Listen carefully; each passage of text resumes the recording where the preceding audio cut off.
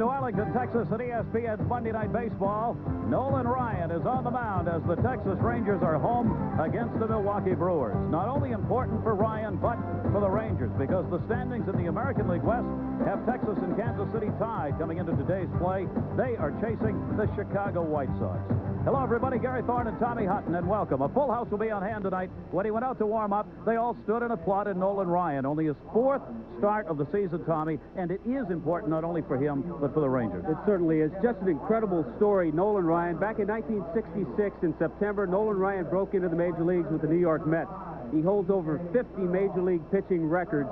5 different commissioners have gone through baseball while Nolan Ryan's pitched. 6 different presidents have gone through the White House. Nolan Ryan's played for 15 different managers, too. But there's a saying in baseball, what have you done for me lately? Nolan Ryan hasn't pitched in 2 months. The Texas Rangers have had trouble with their starting pitching. The starting pitching has an ERA a point higher than the relief. So they need a starter to give them some innings. They'll have a chance in the West if Nolan Ryan can give them 10 or 12 starts. Milwaukee Brewers, the team Nolan Ryan takes on tonight. Great season last year, but what a disastrous turnaround this year. Oh, it sure has been. They played well last year. Phil Garner's a scrappy type manager. That's the type of player he was. He needs them to play the same way. They have to play good fundamental baseball. They haven't been doing that. They're down in fielding, they're down in pitching, and they're really down in hitting. All right, the fans are ready. We hope you are too. Nolan Ryan, how far can he go tonight? Can he pitch well? Will he be effective? How's the injury going to not affect him? We're going to find out. Baseball's next.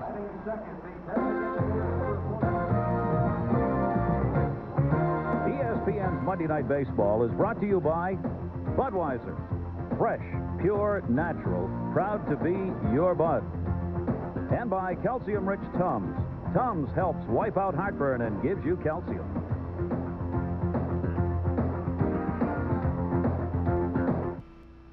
Good evening, everyone. I'm Tom Mees. I'll be your studio host. We'll be rolling in highlights of other games all night. Let's go to the scoreboard. Before we go to Arlington for Nolan Ryan's return, Cleveland leading Oakland, Minnesota leading Detroit. The Tigers' first home game since July 4th. Rain in New York, rain also in Baltimore as the Orioles have a lead there.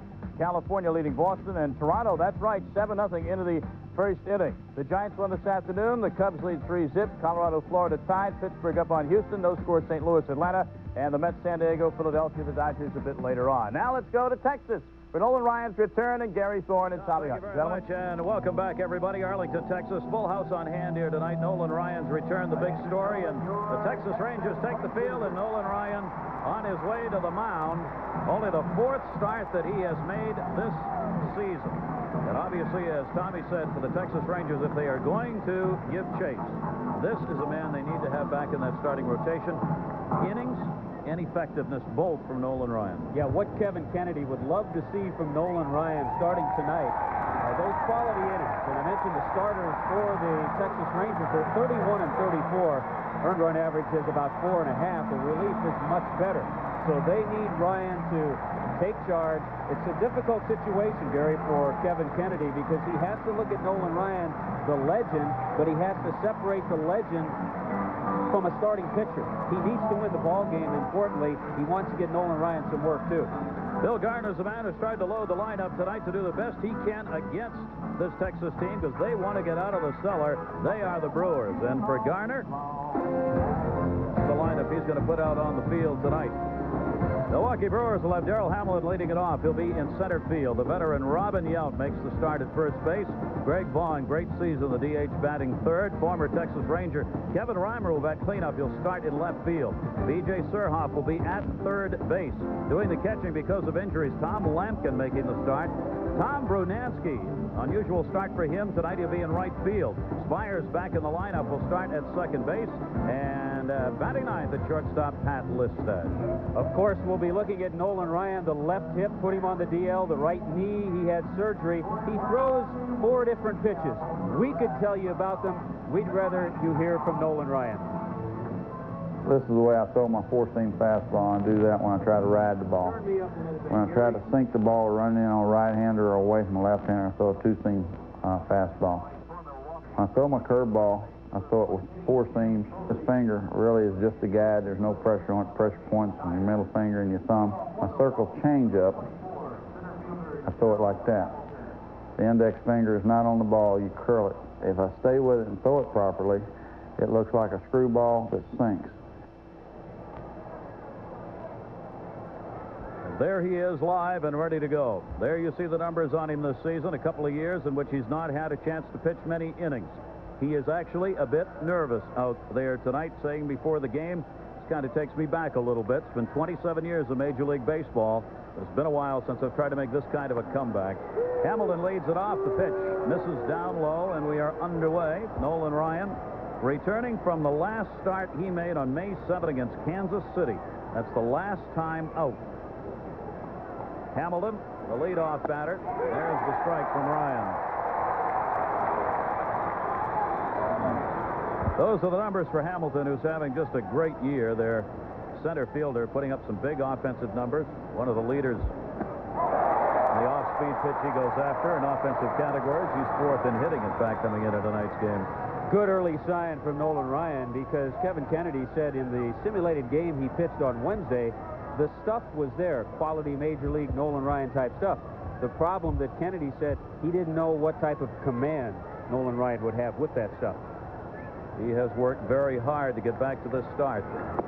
Breaking ball. Want to check at third? No. As it missed inside.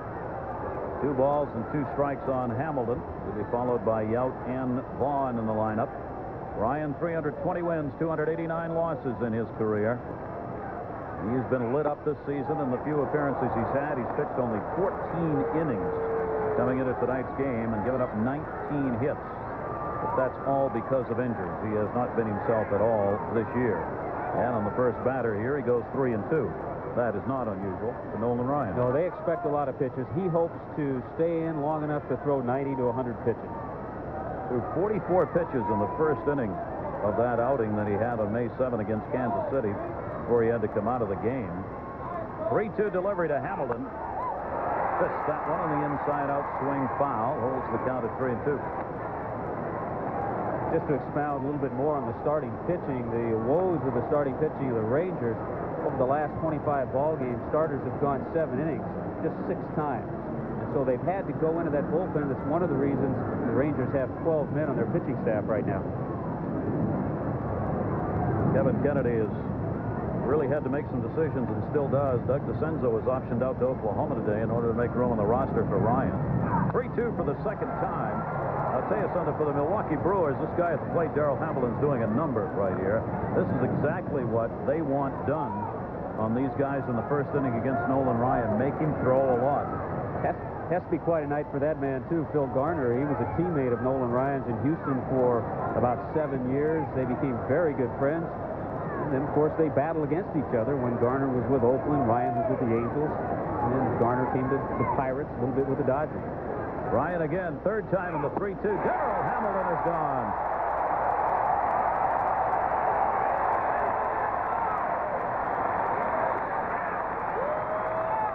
This is exactly what the sellout crowd wanted to see. Fastballs, all the fastballs clocked by Nolan Ryan during that at-bat of Darryl Hamilton. 93, the last one 94 miles an hour to get him. That is strikeout number 11 this season for him, and 5,679 for the all-time Major League leader in strikeouts. Ryan's got 1. Well, what a way to start the comeback. Here's Robin Yount. Yount has had a few at-bats. Breaking ball taken for the strike. Robin putting up some more good numbers this season. 14 for 62 in his career against Nolan Ryan with a couple of home runs. 1 down, no one on here in the first. Robin Yount goes the other way to right field. Pretty good wood. Redus going over, looking. It's off the wall, 330. Robin Yount on his way to second base is in with a 1-out double here in the first inning as he took the ball the other way down the line.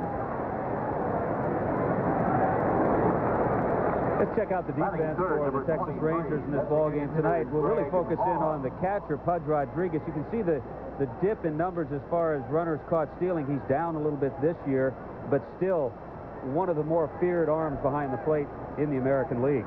The rest of the defense up the middle, Diaz and Strange. That's not what the Rangers had planned. Their early plans were Manny Lee and Billy Ripken. That hasn't happened. Only 16 times this year those two have played together. Both these teams have struggled through an inordinate amount of injuries already this season. Robin Yount on at second base with a double. And here's the designated hitter, Greg Vaughn. Just enormous numbers being put up by Vaughn this season. He's leading them in almost all of their offensive categories. Ryan got to work hard with the runner on at second base. A towering fly ball to left. Gonzalez, the wind blowing it in a bit. He'll make the play for the second out on Vaughn. Yount stays at second. Say that was not picked up right away by Juan Gonzalez. Very difficult to pick up the ball this time of night, and he got some help from his shortstop Diaz and even the center fielder David Holtz came in and helped him out a little bit. See the shadows as the sun goes down outside of the behind the left field seats. 96 degrees on the board right now. It reached somewhere between 98 and 100 depending on where you were in the area today. Not much of a breeze tonight. Kind of swirling around here at Arlington Stadium. Kevin Reimer, former Texas Ranger, with 2 down and Robin Yount on. Reimer with the RBI opportunity. You see the numbers that he has put up thus far this season for the Milwaukee Brewers. 9 for his last 36, including a couple of home runs. Breaking ball. He went after that one. Ken Kaiser down at third base making the call. It's almost impossible when you're sitting on that 94-mile-an-hour fastball and you get the big curveball. Tough to stay away from it. That double, by the way, from Robin Yount took a little heat off Kevin Kennedy, Ryan's manager, because I asked Kennedy, I said, what's going to happen if he goes through 6 innings, perfect baseball, no hits, and you have to take him out of the game? No longer have to worry, you're right. Missed outside with that one. Robin Yount, 13 doubles on the season, by the way. Nolan Ryan with a 1-ball, 1-strike count here on the cleanup batter, Kevin Reimer. He'll take his time tonight. It's exhausting out there for any pitcher, but with the heat the way it is, 46 years old for Ryan coming back. No matter how much you throw the baseball between starts when you're injured, it is not the same as coming out in a game condition. Fastball in the outside corner. Off the mitt. The concerns I had when I knew I was going to be able to see Nolan Ryan pitch this ball game tonight with the hip injury, with the knee injury earlier, and with stitches on his heel that he sustained in an accident, you have to wonder how the mechanics of Nolan Ryan will be. It's been the mechanics that have kept him around for 27 years and kept him throwing 94 miles an hour. 1-2 delivery. Circle change, misses outside, tantalizing. Reimer stays away from it. 2 balls and 2 strikes. Nolan Ryan, with that start in Kansas City, was coming off 22 days after surgery on the right knee. Went 4 innings in that game. Then he had the hip tear of the muscle that put him on the DL once again. And then Tommy was talking about he stepped on a water ski on May 30th and had 7 stitches in his heel. There goes the bat. There's the strikeout. And Nolan Ryan strikes out 2 in the first inning. Gives up the double the out, but the Express is back.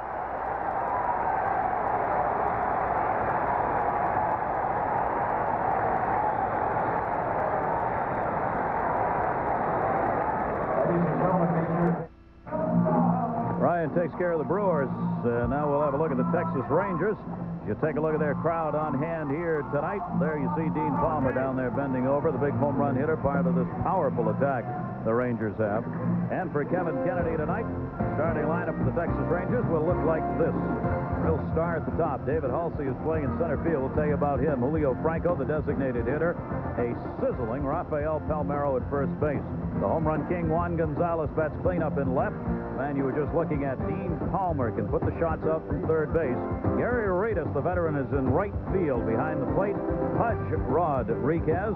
This veteran has had himself a career season thus far, filling in. Doug Strange at second base. And the shortstop, batting ninth, Mario Diaz. What a thrill it has to be for the 24-year-old Ricky Bones, who has been, over the last few months, one of the most consistent pitchers that the Milwaukee Brewers have had. He's a 4-pitch pitcher, is a fastball, curve, slider, and change. Don Rowe, pitching coach, was telling me that the key for Bones is to get those off-speed pitches over early in the ball game, the curveball and the changeup. But Bones, with that 6-5 record, has been a nice addition into that rotation for Milwaukee. Let's look at the defense for the Brewers in the ball game tonight. They're happy to have last year's Rookie of the Year in there, Pat Listash, the shortstop, who's missed a lot of time this year with a hamstring problem, was ready to come off the disabled list, and then had pneumonia and had to miss some more time. But Listash is in there, and the rest of the defense for Phil Garner and the Milwaukee Brewers. Bonus comes from Puerto Rico and debuted professionally at the age of 17 with Spokane. He went right out of high school into pro ball, stayed at the minor league level, did not have a good start this season, but you see his last 5, a personal career high with that 3-0 mark and a 2.23 ERA. So they hope to get him going here at the major league level this year. 9-10 his record last year, and in his career 19-21. One little thing to watch for, Bonus working on just 3 days rest. Garner has gone through the rotation a couple of times. This time just 3 days for Bonus. Hulsey leading it off. Quite a story here. 10 hits in his last 24 at-bats. He's getting the start in center field for Kevin Kennedy's Texas Rangers, and he has really produced. Rangers have had to make a lot of changes in their lineup because of injuries, and people trying to earn some jobs. Doug Strange, of course, the veteran, is getting a start here tonight, and Hulsey is getting the opportunity to play some baseball. 25 years old, had played only 32 major league games prior to this season. Rips that one deep. If it stays fair, it is a foul ball. Didn't miss by much. Certainly they don't expect the long ball from Hulsey. He's not hit a home run yet this year, but he has done the job. I remember back in spring training, that was a real question mark for the Texas Rangers. He started out slow, but has been consistent ever since, and he won the job, and he's been there. He's just built the numbers up. You love to see that in a young player improve as you go along. His average right now the best among the American League rookies, second only to Mike Piazza of the Dodgers in average for rookies in Major League Baseball. Left field on this one. Kevin Reimer moving over. Oh, snow-coned it. And you know the fans are all over him out there because he used to play there for Texas, and let's just say he had some problems in the outfield defensively when he was here. Designated hitter, Julio Franco. Hulsey retired, 1 down. Remember the pitch that Hulsey lined foul. Bonus comes back with a very good pitch. He saw Hulsey hit that ball hard and pull it. He comes back with the off-speed. The slow curveball had him fooled. Reimer's in there because Vaughn is the DH tonight. Normally Greg Vaughn would be out there. Reimer would be the DH, but Vaughn has a sore shoulder. So the Ranger fans get to see Reimer again. They'll be talking to him out there in left field, I guarantee you. Bonus gets the first out. Here's Julio Franco. Franco's acting as the designated hitter. Bonus trying to work him off the plate a little bit. Franco's putting up some big numbers for this Texas team, which is a good offensive team. There's no reason why this club should not compete and be as they are, but 3 games behind the Chicago White Sox. And if they're pitching, indeed, their starters can come around. They certainly have got the offensive kind of club. They're a long ball team. They rely on home runs and extra base hits. They strike out a lot. They don't draw a lot of walks on this team. It's been their history. But they can put runs up on the board. Powering fly ball to center. It is deep. It is at the wall, looking up. Goodbye, home run, Julio Franco.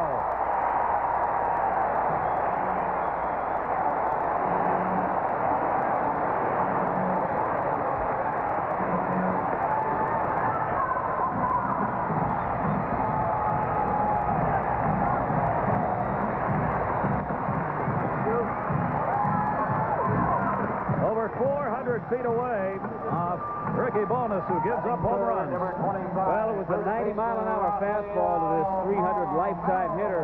Franco, a line drive type hitter, but when he gets the ball lifted into the air with that powerful swing, there's never a doubt Darrell Hamilton takes a courtesy peek, and it's gone.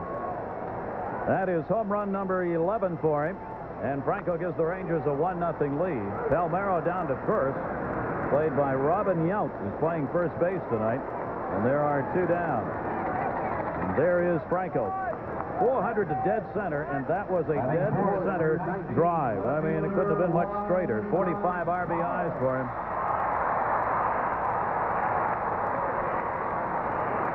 And from that home run to the home run leader. Juan Gonzalez with the 25 home runs is tied with Mickey Tendleton in the American League for the lead in home runs. You see some great numbers, average, slugging, and otherwise. He's in all kinds of categories as far as the leaders in the league are concerned. And this man's career has only just begun. He's 23 years old. He gets under that one. A major league pop-up over towards the third base seats to be a souvenir. What a future for this guy. Oh, you bet. One of the things that he is most proud of right now, and so is his batting instructor, Willie Upshaw, is that .331 batting average. Gonzalez came into this year a .259 career hitter, hit .260 last year. Now he's put together the power. Willie Upshaw has appreciated that along with the batting average. Gonzalez, who has a great uppercut, that big power cutout. He's second only to John Olerud as far as average is concerned. Told you tied for first in home runs. He's seventh in RBIs. He is eighth in on-base percentage. He is second in slugging percentage in the league. Again, to John Olerud in that department. And at 23 years of age, pretty amazing stuff. Left field, he just missed. Reimer backing up, moving in, puts that one away. Wouldn't you know that ball's going to find him? 2 fly ball outs to left field. Franco, the home run. 1-0 Rangers. Ladies and gentlemen, if you can hit a softball, you can always do it better. Ray DeMarini's reflex hitting system, only from ESPN, can make you a better, more consistent hitter. For just $29.95, you'll learn hitting techniques to improve your stance, swing, bat speed, and timing. Be the star of your softball team with the Ray DeMarini hitting system for only $29.95 from ESPN Home Video. Call 1-800-554-9000 to order today. Budweiser takes us to the pennant chase in Atlanta. Bottom of the fourth, Cardinals and Braves. 2 second-place teams, no score. David Justice singles to right. Ron Gant, a lot of speed on second. He's coming home. Here comes Mark Whitten's throw. Never touches the ground. Pagnozzi gets Gant. He's gone. And leading off the top of the fifth, Mark Whitten. This thing never touches the ground either. A rocket at the launching pad. Mark Whitten, 4 homers since the All-Star break with 9 RBIs. St. Louis leads it. Back to Gary. DJ Surhoff leading it off against Nolan Ryan. And takes the pitch outside. Nolan with a run to work with here. Surhoff, Lemkin, and Bernansky are due up against him here in the second inning. 2 strikeouts in the first, and the double picked up by Robin Yelp by this 46-year-old right-hander in his final season. Surhoff has been a disappointment for the Milwaukee Brewers, and in fairness to him, about everybody else has too. I mean, not only have things gone bad, but the luck's gone bad, which seems to happen. Just have not been able to get anything going for this team, which won 92 games last year and is now on a pace to lose 90. Well, it's amazing. Hitting is contagious, and so is slumping. And when the entire team struggles to hit, it's even tough for a manager to get it going, and DJ Surhoff falls in that category. Last 2 years in a row, though, he's had horrendous Aprils and Mays. And he may want to start next year in June. Take an extended spring training. Stay right there. Stay down south for a couple of months and then come back. 2-1 the count. Ryan. Surhoff to first. Rafael Palmeiro will play that one himself. Milwaukee's dead last in average, 11th in runs, 13th in home runs, last in on base, last in slugging. 6, number 22, catcher Tom Henke. One thing just on that play there with Ryan going over, and I'm sure Palmeiro is certainly aware of it. Any ball hit to the first baseman, he's going to try to take it himself because he doesn't want Ryan to come over to re-injure a hip, to re-injure the knee, pull a muscle. Well, Palmeiro, if he thinks he can get to the bag, he's going to try everything he can. Tom Lampkin, the 30-year-old doing the catching, a non-rostered player who appeared with San Diego in a few games, not many, only 77 Major League games since 1986 in his pro career. Dave Nielsen, the catcher, is out with one of the Milwaukee injuries, so he's been replaced by Lampkin. Lampkin has the dubious distinction of having an opportunity to face him. And what does he throw him? A circle change. 2-strike count on Lampkin. All these years, he's heard about that 95-mile-an-hour fastball. He didn't get it. Circle change. Come on, Nolan, throw the ball. Breaking ball misses up high. 1 ball and 2 strikes on Lampkin. Born in Cincinnati, now living in Oregon. Lots of minor league action in his career. Has been with Cleveland in the American League and San Diego in the National. Ryan's 1-2 is a breaking ball, misses inside. Tommy, you and I were commenting between innings. Ryan, with all the fastball that's there, is throwing some great off-speed breaking stuff here. Yeah, that's usually the hardest for him to come back and control after he's been off for quite a while.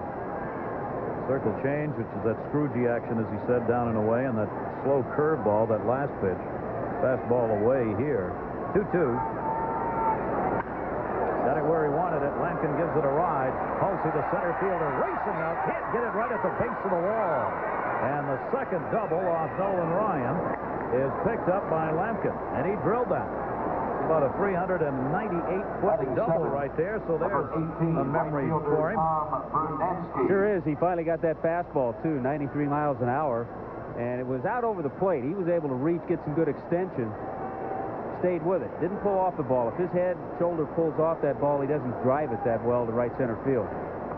5 doubles and 76 at-bats for Lampkin. The limited opportunities he's had. At least picking up some extra base hits. Tom Brunansky now will try and get him home to tie this game up. Brunansky is in an 0 for 8 slump right now. He also part of a season that is not going well. They had hoped Tom Brunansky in Milwaukee was going to add some power and RBI. That has not happened. Fastball taken for a strike. Yeah, that was, you start back in spring training, and the Brewers had hopes for Brunansky. They thought John Jaha would supply some pop at first base. They thought Dave Nilsson, the catcher, would be a powerful hitter for them. None of those things have worked out. 0-1 the count. Runner at second. Ryan, you're not going to hit that pitch. Perfectly placed at the knees and sinking as Brunansky went after it just off the inside part of the plate. 0-2. Well, when you're 0 for 8 and you're hitting 105 the last 14 games, and mostly against left-handed pitching, Bruno wasn't real excited maybe about seeing his name in the lineup tonight with Nolan out there. Only 4 hits in his last 38 at-bats for Brunansky. Tom takes that one away. 1 ball, 2 strike count. Talking to Brunansky before the game, he says, I'm not going to let the numbers get me down. He says, I think my career may be winding down. I'm going to enjoy these days in Major League Baseball and take it one day at a time, give it what I've got, and hope I can contribute. 1-2 delivery. We hear that so often, but it's so true. Swung on and foul tip. When you get to the end of a career, in fact, at the beginning of a career, there's very little else you can do in sports except play one game at a time. It's actually refreshing to hear Tom Brunansky say that he thinks his career is winding down. There's so many players never can get to that moment to say that. Yeah, that gets sad sometimes, doesn't it? Bruno's not sad. He's loving every minute of it. And with the power he's got, who knows? That would be expansion and hang around again. 1-2 by Ryan. Great pitch. Breaking ball. Brunansky tied up, and Ryan already has 3 strikeouts. It really has been amazing the way Ryan has thrown the different pitches. We've talked about 94-mile-an-hour fastballs. This is a 78-mile-an-hour curveball for strike 2. So now he knows that he can get Brunansky with the curve. Nah, I'm not going to throw the fastball. I'll throw the curveball, a pitch that he worked on and developed in the early years with the California Angels under the tutelage of the late Tom Morgan. He was the pitching coach then at that time. So Ryan with 3 strikeouts. Still Lampkin on at second base with a double. 2 hits off Ryan, 2 doubles, 1 in each inning. Texas leading at 1-0, and Billy Spires. Fastball on the outside corner. Billy Spires, 262 lifetime hitter who was injured last season, did not have the opportunity to get in the games he had hoped for. He played in only 12 games last year, a real loss to the Brewers, who felt if he had been healthy last year, they won 92 games, he might have been the difference and been able to put them over the top. This season, however, the numbers have not been where he would like them. You think these guys want to miss a pitch from Nolan Ryan? Look at the bullpen. The bullpen usually, they're either down in that dugout or they're extended out along the fence. Not tonight. They want to see Nolan. It'd be like old-fashioned baseball. There are people circling the outfield in the in-play.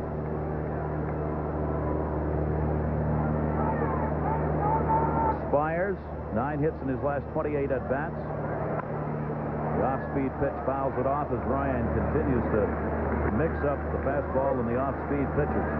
And right now, you got to say early on, certainly number 1, the injuries to Ryan, the knee and the hip muscle, do not appear to be bothering him at all.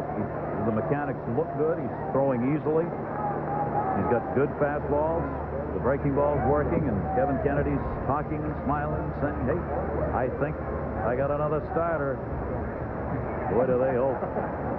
Well, he has Charlie Leibrandt in the rotation, Roger Pavlik, Kenny Rogers, Kevin Brown, and he would love to put Nolan Ryan in there and just keep him there for the remainder of the season.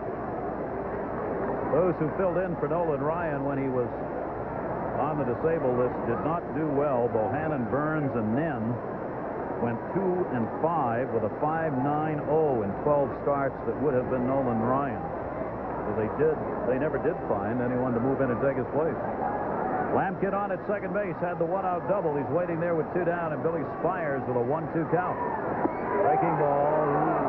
Jim McKean, the crew chief, home plate umpire, the right shoulder dip, but didn't come up. You know, a little mix-up. I think if Pudge Rodriguez catches that ball cleanly, he gets the called strike. But because he mishandles the ball, he doesn't get the call from the umpire.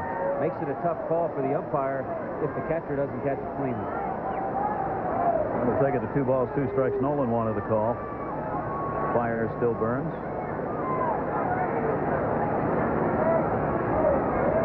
2-2 delivery again. Taken outside. 3-2. And is Ryan into this game or what? He's following every pitch in with an extra step, watching it go into the mitt, saying, hey, I can do this for another 10 years. Why don't I retire? Such a competitor. You would have to be that type of competitor to play this game 27 years. 3 balls, 2 strikes. Tom Lampkin on at second base for the double. 2 down, left field. Gonzalez. Wind is blowing those high fly balls in a little bit. Ryan gets through the inning, giving up 1 double. Left on in scoring position, Lampkin. After 26 years of pitching in the majors, I've learned to take care of myself. Like now, when my muscles feel sore, I take Advil. To last as long as I have, you got to stick with what works. Advil, advanced medicine for pain. The first-place Phillies face rookie sensation Mike Piazza and the Dodgers tomorrow night. All the ball on ESPN.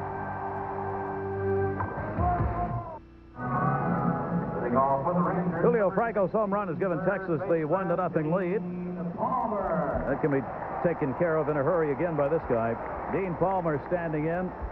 Great young power hitter on this Texas team. Cecil Fielder this season has hit the longest home run in the majors, 484 feet this year. Palmer's had the second longest, 477. He hit it at Detroit on April 20th. He is right now 6th in home runs in the league with 21, 9th in RBIs, and 9th in slugging. He's also 2nd in the majors striking out. Sound like a power hitter? Well, that's exactly what Dean Palmer is. And as most power hitters, he's trying to cut down on that swing, trying to take a few more balls to right center because he has the power to hit it the other way. He had a couple of nagging little arm injuries. Got hit on the forearm by David Wells the other night. He's had a right elbow problem. Bounced up, caught him in the jaw, that pitch that hit him in the forearm. There's some concern among the Texas Rangers. They've had some guys getting hit of late by opposing pitchers.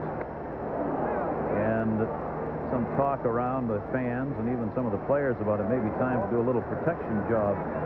Kevin Kennedy saying because all the power they have, pitchers like to get their big guys off the plate. And when they do so, they're coming a little bit inside too far on some of these guys, and Texas pitchers are taking note. 2-2 to Palmer. Rips that one up the middle, got himself a base hit. Palmer swinging a hot bat, 8 for 23, leadoff single. Let's check in with Tom Mees. All right, Gary, Budweiser takes us to the Pennant Chase Yankee Stadium where they had an hour and 10-minute rain delay, but they started it, and so have the Yankees. They've started. Bernie Williams going the other way to left field. We saw the Yankees pile up a bunch of runs last night against Oakland. They've played 1 inning tonight, and New York already has 3 on the board against former Yankee Tim Leary. Gary? Well, New York, they're playing some mighty good baseball. They have tied Toronto for first. They are on a 3-game win streak. Gary Redus up, and a strike on the outside corner. Ricky Bowness now with Palmer on with a leadoff single at first, and Redus. He, another one of the utility players for this team, who's been able to pick up some playing time. Veteran who's 250 career average. He has a runner at first in Palmer. Bonus will look for the ground ball. Runner goes. Lemkin's throw is on the mark, and in time he got him. Dean Palmer taken out by Lemkin, who's now thrown out 9 of 19. Nice numbers, Thomas. Have to wonder if maybe there was a mix-up in signs, possibly a hit and run missed by somebody. You don't expect Palmer to go in a straight steal. However, he didn't look back, so you have to figure it was a straight steal. Just thought he could get a jump, but a good throw. Quick tag there by Billy Spires. Nice covering of the bag by Spires. One of my pet peeves as a baseball fan is how nobody covers the bases anymore for fear, I guess, of getting spiked and all the money they're earning. Straddle the bag, put the glove down so the catcher can throw it into it, and the runner comes into the slide. And drives catchers nuts if that second baseman or shortstop doesn't get there. Usually it's Olays now at second and third. Guys take the throw in front of the bag or at side of it so that the runner goes in behind them some way. 3 ball, 1 strike count. Leadoff single taken away as Palmer picked off on the nice throw. And another major league pop-up right at the mound. Traffic, please. First base, Yount. Oh, he's got it. That's not an easy play for Robin Yount because he's been put in a position now only the 3rd time this year. He has started at first base, and prior to this year, he hadn't played first since 1986. They had to lead him over there, show him where it was. Said he's been there a lot, only but on the offensive side. Again, they're trying to find some offense in this lineup. The reason they moved him over to first base, Jaha had earned the job at first, and they traded in order to open that job up for him, and hasn't produced. Well, think about it. The infield with Yount, 8 home runs total. And Robin has 5. Myers with 1, Listash 1, Surhoff 1. Budge Rodriguez fouling that one off. And some numbers done by position on this Milwaukee team, Tom. Their catchers are hitting .216, their first baseman .246, their second baseman .239. All of those numbers down in the bottom 3 in the league for position averages. It's just gone all around the ball club, being unable to produce. There's Robin Yount. As a result, ends up moving back to first base. Down to third. Cut off. Surhoff to throw, and a nice play to get Rodriguez. Not an easy play. Good cut. He got him. Yep. Taking it at first. 1-0 Texas. How do you improve on 92's best baseball cards? You give them the same UV treatment, then add even more gold foil stamping. You dramatically improve the backs and set new standards for limited edition subsets with more intense action, higher impact design, electrifying graphics, and foil stamping on both sides. 93 Fleer Ultra. Proof you still can't buy a better baseball card. Gentlemen, the toughest thing a manager has to do is trade a player. Trade? He's got to weigh past performance against future potential. And always think of the good of the team. Kirby, you're an incredible player, but one of you has to go. Skip. Official Major League Baseball cards from Donruss, Fleer, Score, and Upper Deck make all your favorite players come alive. Hey, Winfield. Hey, Kirby. Didn't I pass you on the way in? A message from Major League Baseball. 27 years, 320 wins, more strikeouts than anyone who's ever played the game. The man who goes out to the mound is not the same who goes home, Nolan Ryan. I'm a completely different person than when I pitch and then when I'm not pitching. And that's what I have to do to be successful. I have to get myself in a state of mind to be successful, to be aggressive, to be able to pitch my style of game to where I feel I'm the most effective. That's different than my personality. That's what I have to do. I have to get myself up to that point to pitch. If I don't, I'm not successful. He's ready to go to work again. Pitch misses up high as we go to the 3rd inning. Pat Listach, the number 9 hitter, the shortstop for the Milwaukee Brewers. Ryan has walked none and struck out 3 thus far. 12-10 in his career against the Milwaukee Brewers. Listach, Rookie of the Year last year, and the old sophomore jinx has caught up to him. He was second in stolen bases last season. Just put on a great show, but this year the average has dropped all the way down to 216. Stolen bases fallen off to 8 after getting 52 last year. 1-1 delivery to him. Golf swing on that one. 1 ball, 2 strikes.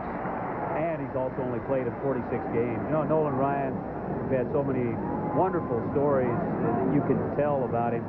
Back in '67 at AAA, he threw a pitch and his arm popped. Somebody said, "Did you have surgery?"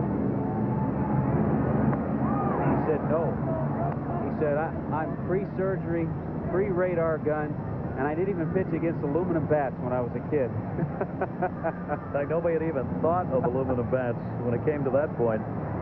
He has been such a physical specimen throughout his career as far as non-injuries are concerned for Nolan Ryan. Listash takes it away for a ball. But this year, they kind of all caught up to him at once, and I guess that's understandable. Only the 6th time he's been on the DL since joining the Rangers back in '89. So the DL that he went on this year. And another one. 4 strikeouts for Ryan. Listash is the victim, 1 away. Center fielder Darrell Hamilton. We've seen various pitches that Nolan Ryan has been able to pick up strikeouts. Watch this fastball that was clocked at 91 move away from Listash. He goes after it, ball goes away. 9.59 strikeouts for 9 innings. Career number for Nolan Ryan. Darrell Hamilton, the leadoff batter. Hamilton struck out his first time up. Palmeiro at first base. He's got plenty of time. 2 down. They got a special treat coming along here in ESPN tonight. A great opportunity. Delighted to be able to bring you Nolan Ryan in the return. We're going to have a chance, apparently, to see Nolan Ryan again here on ESPN Sunday night. The Blue Jays will be taking on the Rangers on ESPN Sunday Night Baseball, and Nolan Ryan is scheduled to pitch again. John Olerud at the top of the pile offensively, and Nolan Ryan, who you'll see Sunday night. And by that 12-2 score in Chicago, looks like the Blue Jays are starting to jump on that offensive bandwagon a little bit. 3rd inning, Toronto 12, Chicago 2. Robin Yount doubled his first time up. Ryan's given up 2 doubles. That's what you get for getting a double off Nolan Ryan. Your knees checked. Ball 1. You know, as you would imagine, these 2 guys have hooked up a number of times. And Robin has only hit, before that double, just a little over 220 against Nolan. Stays in on that one and fouls it off by Duffy Dyer, the 3rd base coach. Duffy Dyer knows Nolan Ryan. Duffy was in Double-A in the Mets organization. They sent him down to A-ball so he could specifically catch Nolan Ryan because the young catcher in A-ball couldn't catch him. And even that wasn't easy for the veteran. No, Duffy said that he'd get down in his normal crouch. Ryan's fastball was so hard as it got into the strike zone up that the ball would get by him, so he had to get a little higher in his crouch. Ryan won 17 games, by the way, that year. Robin Yount fooled on that one. Ryan took a little off that on the inside part of the plate. 2 balls and 2 strikes. 2 down and the bases empty here in the 3rd. Bottom falls out of this, and this changeup is usually the pitch that he'll go with left-handed. You don't see him throw it a lot to right-handed. Had Robin Yount thinking and threw a good one to him and got him. Yet another nasty pitch. Guys would have gone, wait, he's getting better. Now he's mixing it up. 2-2 to Robin Yount. Right off the end of the bat, not a piece of Rodriguez, but on the equipment. Rodriguez has thrown out 24 of 62 this season. His percentage of getting the base stealers has dropped down a bit from last year and from the first part of this year. Pudge is active back there, too. In the American League, only Chris Hoyles and Pat Borders have caught more games. They need to keep an eye on him. He had a bad second half last year, and he's tailed off a little bit, too, now. And at the plate. Ryan again with a 2-2 to Yount. No. Mark Johnson down at first base, the umpire. Jim Keane behind the plate. Jim McKean, Mark Johnson's at first, Vic Otaggio at second, and Ken Kaiser at third. Veteran crew. Right in the game. Kevin Kennedy would like to have had that one for his pitcher. 3-2 count. Very good. Lifetime hitters have had virtually no success against Nolan Ryan. Just over 200. Swung on, hit in the air to right. Robin Yount gave it a pretty good ride, but not far enough. Hauled in by Redus. A 1-2-3 inning for Nolan Ryan. He looked strong. Budweiser takes us to the pennant chase in Boston. The Red Sox and Angels. John Valentin, a meek little grounder to short, but Gary DiSarcina boots it. In comes Scott Cooper. That made it 4-2 Boston, but Greg Myers just hit a solo shot for California. 4-3, Red Sox in the 6th. Gary? Tom, thank you. Boston Red Sox doing battle as they are only 2 games out, but they have 4 teams in front of them in the Eastern Division of the American League. Texas leading here, Julio Franco, the home run that came in the first inning. Ricky Bonas. That's the only run on the board. Bonas is not a strikeout pitcher. He's not overpowering. He's walked 29, struck out 34 in 102 innings this season. 19-21 in his career. 24 years old. Has never had a complete game in his major league career. Doug Strange. Strange is was putting up some very big numbers. He's gone into a tailspin, but a career season already in doubles, homers, and RBIs, and stolen bases for Doug. He never expected to have the playing time that's happened to him so far this season. Missed outside, 1 ball, 1 strike. One of the changes that the Texas Rangers had to go through was when they found out they wouldn't have Jose Canseco the rest of the year. They had to play a little different type ball, and it's actually been a better brand of ball for them. On chase, Sirhoff, and that'll end up in the seats. He said the wind's swirling here and enough to pick up the high pop-ups. Right now they're blowing from right to left. Not any kind of a strong wind at all, but enough to take those high pop-ups away. There was a series that the Rangers had in Toronto. They swept the Blue Jays 4 games, and Kevin Kennedy, I would imagine in that 4-game series, 5 or 6 times had the hit and run on with the bottom part of the order. So he really tried to use guys like Strange and Diaz in that role to create some runs. Kevin Kennedy's team has lost their last 2 as Detroit came in here and they split a 4-game series. Milwaukee, however, comes into this having been swept 4 by the White Sox. Fastball missing inside. 3 balls and 2 strikes on Strange. Strange, Diaz, and Hulsey at the top of the order due up here against Ricky Bonas.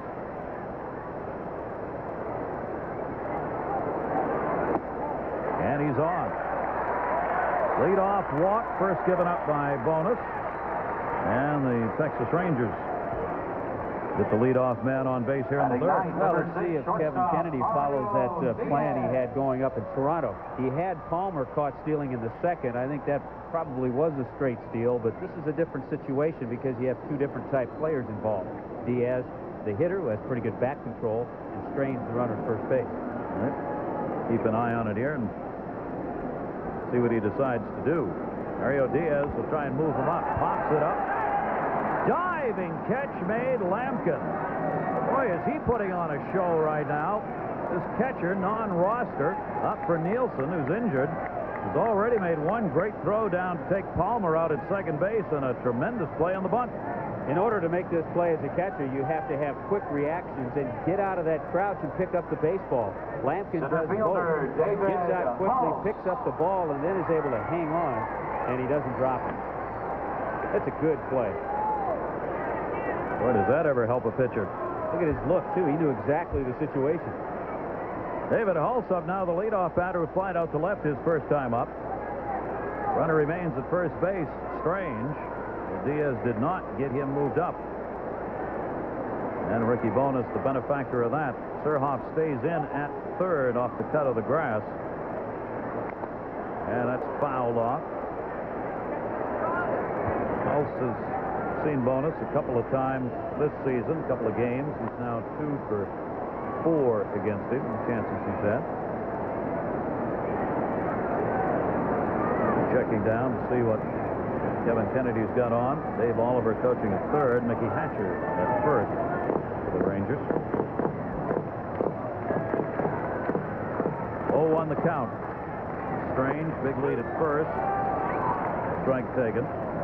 Strange has picked up 5 stolen bases and caught 3 times this season.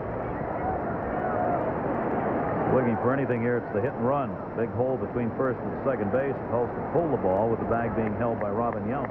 Yeah, once Bonus got that second strike, all Holst tries to do now is make contact. And that's the type of hitter he is. He doesn't go away from his ability. Block made. Lampkin. You see so many little guys come and go in the major leagues. They get that opportunity. They don't try to use their skills. Holst is not a home run hitter. He's a Brett Butler type player. And if he stays that way, he'll be around a while in the major leagues. If he starts to try to hit home runs, he'll be back at Oklahoma. Yeah, that's about it, isn't it? Where's Lampkin been? Does he play like this all the time? 30 years old, all those minor league seasons? Right back to the mound. Ricky Bonus got one. This match got him on the relay throw to out. So they turn 2 on Hull's the leadoff batter. Leadoff walk ended up being nothing. And Bonus faced only 3. Way to go, Ricky. Kellogg's brings us the K Factor. Striking out the side on 9 pitches. It's like bowling a perfect game. Nolan Ryan has done it twice. Once in each league. The only pitcher to do that. The Dodgers victims in the NL. The Red Sox the victims in the American League. Gary? And in this game, Nolan Ryan has given up a couple of hits, 2 doubles. They haven't gotten anything off him, and he's got Julio Franco's home run to put him up 1-0. Well, he's thrown 50 pitches, 26 fastballs at an average of 93 miles an hour. There's Hamilton for the first strikeout on a fastball. Reimer with a curveball. Bruno with the curveball. Back with the fastball gets Pat Listat. Just in case you missed it, we wanted you to see him again. 5,682 and counting, Nolan Ryan. Tommy, maybe the most amazing thing on him, the Elias Sports Bureau, in their baseball analyst, his strikeout rate is higher since he turned 40 than at any other time in his career. Since he turned 40, his strikeout average is 10.39. Back when he was 20 and 20 to 30, it was under 10. 35 to 39, it was 8.89. But since he turned 40, it's 10.39 strikeouts per 9 innings. There's a reason, too. The reason being, since he turned 40, as he got older, he perfected that circle change a little bit better, and he perfected the sinking fastball better to go along with the fastball and curve that he already had. Imagine that. Over the head.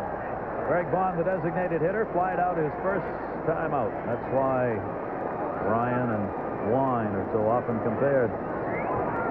Ryan's been on cork, and the best wine hasn't. 2 balls, no strikes. He's thrown 2 no-hitters since he turned 40. Amazing stuff.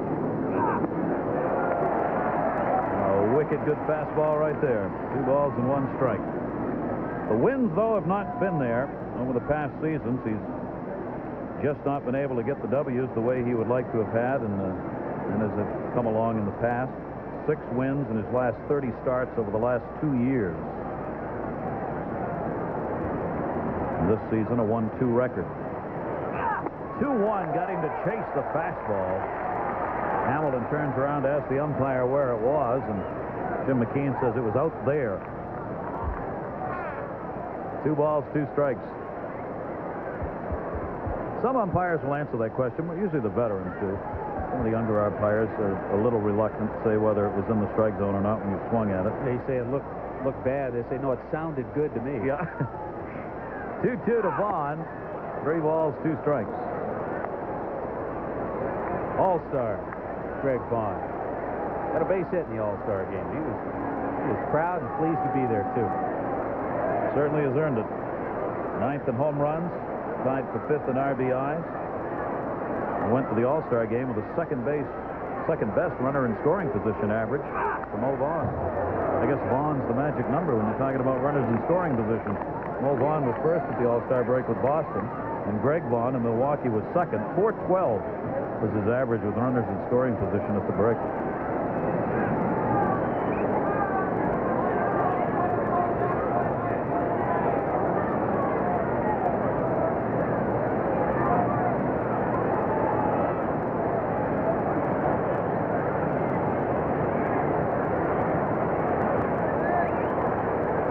Ball, 2 strike count. Vaughn hitting at .298. as he awaits Ryan.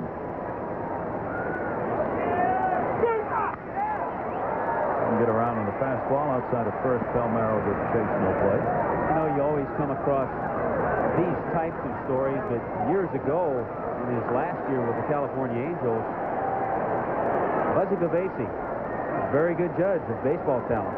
Nolan Ryan, well, he's a .500 pitcher. So they allowed him to go. He signed as a free agent with the Houston Astros. Since that time that he left California, he's won 153 ball games and lost 130. That's a little better than 500. Well, that's always been the numbers. Those who look for maybe something on the negative side of the line point to. Drilled to left field. He got a hold of that one. Back at the wall, Gonzalez looking up, and it is a foul ball. The wind again, just enough to blow that ball ever so slowly over foul because he hit it so high in the air. You see, it's not a big breeze blowing here, but when those pop-ups get up above the stadium wall, those outfield signs, it's blowing it towards left. Watch this compact, powerful swing. He gets in on that fastball that's inside. He thinks he has one right here. Greg Vaughn thinks he has number 20 and RBI number 70. That ball started off about 10 or 15 feet fair, and the wind took it foul. Oh, he'll work again. Ryan again with a 3-2 to Vaughn. And he's on. First walk given up by Nolan Ryan. And the leadoff man is on for the Brewers here in the fourth inning. The Rangers leading it 1-0. Chance for Milwaukee here in the fourth. Kevin Reimer coming to the plate. He struck out his first time up. Believe it or not, that was the first time, of course, he hasn't faced him, that Reimer has struck out against Nolan Ryan. So I've been told you can put Reimer's name right between Scott Reed and Ken Reitz on that strikeout list. Page 988. That one to left center field. Good shot. Gonzalez and Holtz giving chase. They will not have a play. It's off the wall.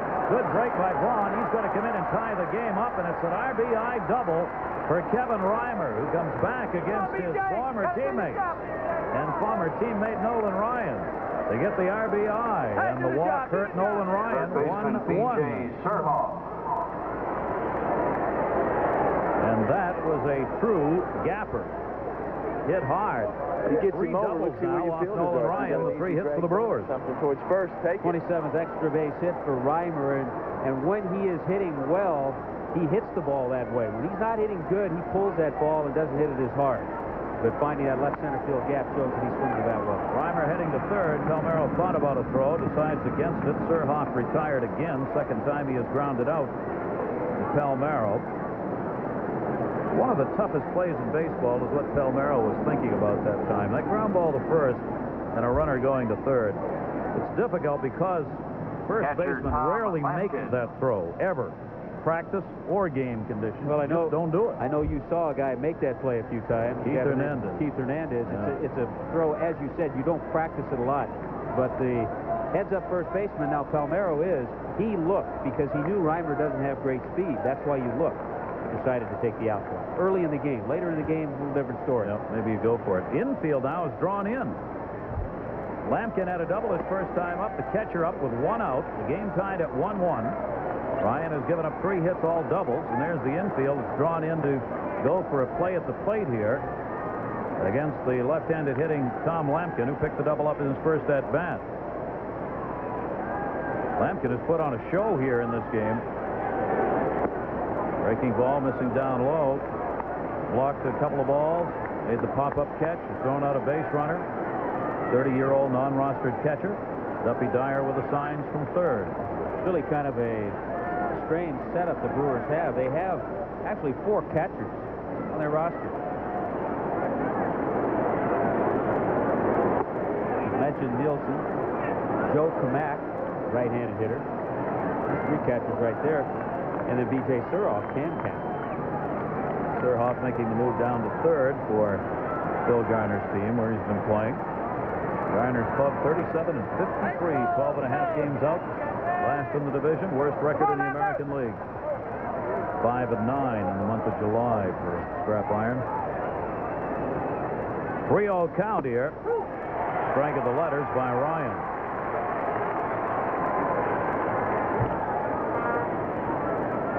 I don't know what the signs would be here. 3-1 with the infield drawn in. And Reimer at third. Signs would be swing away. Yeah, you're not going to squeeze Reimer. You're not going to squeeze with Reimer or with Lampkin, a left-handed hitter up there. 3-1. He's just trying to get him home. Shallow left. Gonzalez, runner tagging. He ain't going anywhere. Reimer. Oh, he's coming home, and he makes it. Rodriguez moved down the line to back up the cutoff throw.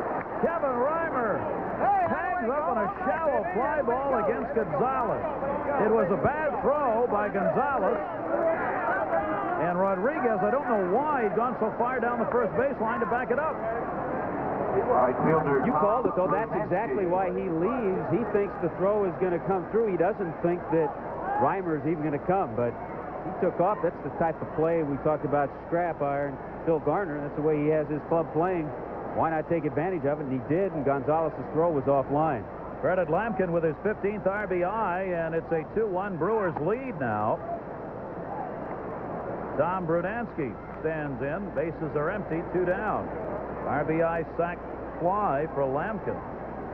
Well, teach me to make those decisions ahead of time, won't it? Swung on a miss. There's no way I thought Reimer, who's a slow base runner, would take off, even on Gonzalez's arm. But Gonzalez was more than halfway in left field. Well, how many times do we see the element of surprise work in a ball game? Did there. Ryan goes ahead on the count of ball and 2 strikes on Brunansky. Strikeout victim his first time up. Tom's numbers continue to drop down. Done some DH work as well as play in the field. Breaking ball, nasty. You saw Brunansky just lean way back, but the curveball came back in. Ryan now has 5 strikeouts, and Reimer a run scored.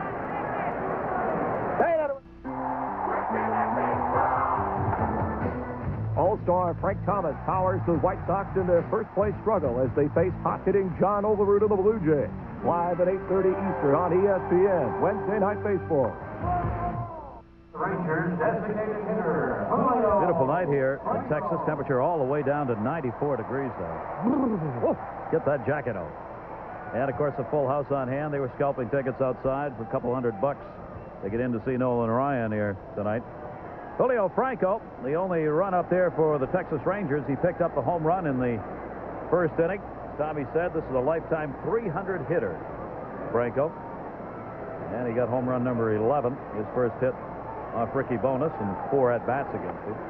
Bonas has walked 1 and struck out none, and now has a 2-1 lead to work with at the middle of the order. Franco, Palmeiro, Gonzalez, 2, 3, and 4 coming up for the Texas Rangers.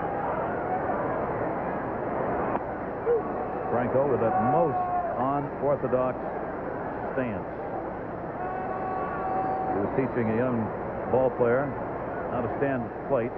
You wouldn't teach him this. Yeah, but the problem is you see a lot of youngsters try to hit this way. Boy, I'll tell you, that's about as corkscrewed as you can get. Foul back. 1 ball, 2 strikes. All you have to do is stand next to Julio Franco and realize how he can hit that way. From the waist up, he is strong. You look at his arms, forearms, biceps. Because of its loop, you have to get it to that hitting zone with a lot of strength, and he has strength. Batting .274 as he stands in right now. Down on the count of ball and 2 strikes. Bonus going after the outside corner, misses. 2 very different types of pitchers in this game. We told you Nolan Ryan, all those great strikeouts, and here's Ricky Bonas. 3.58 strikeouts per 9 innings, 3rd lowest in the American League last year. Driven to center field. Talking about perfect positioning. Darrell Hamilton was about 3 steps off the warning track, 390 feet away, and that's right where Franco hit the ball. That's right where he hit the home run, only a little higher and further. Well, there used to be an old saying, you could hang your laundry out on this one, and you certainly could. Just another shot, hit just as well as the home run. He didn't get quite the altitude, though. Line drive, well, it took him back away. a little bit. It was still going up in the air when it got out there. Killed 4 worms on the way by second base. Rafael Palmeiro grounded out. He hit the first pitch his first time up. 2-1 Brewers are leading here. Palmeiro on a tear, 0 for 4 last night. Ended a 16-game hit streak he had, but he's hit safely in 37 of his last 40 games at a .390 clip. And this is a free agent. A lot of this has happened, too, since Canseco has been gone. Palmeiro moved into the number 3 spot, but he is staying back on the ball a lot better. That's enabled him to see the ball better and hit the ball the other way more consistently. 1-1 by Ricky Bonas. Off speed outside to him, 2 balls and 1 strike. Good changeup, tough pitch to stay back on. He has to work. Nolan Ryan, when he needs one, just rears back and fires. Ricky Bonas has to find the corners. Keep the hitters off stride. Fair ball. Avignon, that can still play here. 2 down. Palmeiro retired. Good to see a lot of first basemen that don't play there very often. Guys who are in other positions will feel that ground ball and just stand flat-footed and flip it to the pitcher. But Robin Yount, who has spent an entire career either shortstop or center field, hustled over and gave Bonas a little break. Got in front of the ball, too. That's old-fashioned baseball. 2 down, bases empty, and Juan Gonzalez. 4-game hit streak coming into tonight's game. Fly ball to left field his first time up. His name is now tagged with Joe DiMaggio forever. He and Joe DiMaggio are tied at 11th all-time major leaguers, youngest to reach 100 home runs in their career. 10th was Ted Williams. Who was first? Mel Ott. Youngest player to reach 100 home runs. Ott was only 22. Pitch taken inside for a ball. 2 balls and no strikes from Gonzalez. You know, we were talking a little bit about Gonzalez last time he was up and the way he's improved his average, hitting over 300, 330. And one of the reasons, he's a much smarter hitter. He's reading the pitchers better. He's learning the pitchers better. And he's able to wait, guess a little more consistently. That's why the average is up. He has the highest batting average of any Texas Ranger against the Brewers this season, 368 against Milwaukee. Texas has been nailing the Brewers this year. They lead in the series 6-4, but as a team, they're hitting .292 with 12 home runs off Brewer pitchers this season. 3-0 count on Gonzalez. Ricky Bonas being careful and walks him on 4 straight with 2 down. Respect. R-E-S-P-E-C-T. There's a 3-0 pitch. He knew that Gonzalez had the green light. He didn't give him that cookie fastball right down the middle. With 2 down, he knew he'd be looking for the homer, so if you're going to hit a homer, it's going to be on my pitch and not yours. And in a situation, if it gets to a game-winning type situation, even though Dean Palmer, who follows Gonzalez, is a good hitter, pitchers would rather face Palmer than Gonzalez. He's a little more susceptible to the strikeout. We told you Dean Palmer second only to Rob Deere in the majors in strikeouts coming into today's play. Deere had 90 and Dean Palmer 87 Ks. As we also mentioned, Palmer 21 home runs, ranks 6th in the league in homers. 2 down here, 1-0 pitch misses outside, and Lampkin will go out to talk with Ricky Bonas now and just try and get him out of this little funk he's gotten into. He can't find the strike zone. Well, that's right. He tried to work to Gonzalez, all of a sudden lost him, and if he makes a mistake to Palmer, he'll lose the lead. Bill Garner has a great Nolan Ryan story. He played with him. Then after he got traded away, last couple of years, Garner was with the Dodgers. He faced Ryan, got a hit off of him, thought that maybe that was the last time he'd ever seen Nolan. They're good friends. He kidded him about it. Was sort of pinch hitting one other time against Nolan. Nolan knocked him down and then struck him out. Welcome to the long list of knockdown strikeout victims. 2-0 pitch, fastball right there. You know, Lampkin just went out and said, let's go, let's come get him. And Lampkin reared back, fired in. What a catcher in those situations usually does is say, all right, you got to find it now. Let's just come get him, challenge him. He did. 2 ball, 1 strike count. Bonas 24 years old. Down to first, base hit as it gets by Yount. Then making the turn on his way to third, Gonzalez. Brunansky gets it back in, and a 2-out rally underway for Texas. 2 on, first and third with 2 away. We talked about it the last time Palmer was up. The things that he tries to work on and improve are going up the middle, going the other way. Both of his base hits tonight. Base hit in the second inning to center field. This one he goes the other way, finds that hole, and hits it hard to right. So if that improves, the power will stay there. He'll still hit the home runs. The production and average will go up. Bobby Valentine was here. He said this guy had one of the sweetest swings that he had ever seen. Dean Palmer. Bobby Valentine was managing. Nobody denied that. Gary Redus now with the Brewers leading 2-1, a chance to tie this game up or better. Redus hitting .240 with runners in scoring position. Has 2 on here and 2 down. Redus popped out his first time up. Gary Redus, 36 years old, has traveled around. He's one of the veterans teams like to have. Very versatile. Yeah, in this pennant crunch, too. Teams love to have guys like Gary Redus. I kidded him. I saw him walk in the clubhouse, and he peeked at the lineup. He was a little surprised that he was playing. I said, yeah, but it's crunch time. They need those old vets in there right now. Old, he said? He was on the DL, came off on June 19, hitting .235 cents. Getting back into play. He's got a gapper. Right center field. Not going to get it. Hamilton diving. 1 run is scored. Dean Palmer makes the turn. Brunansky back to get it. Gary Redus, a 2 RBI triple.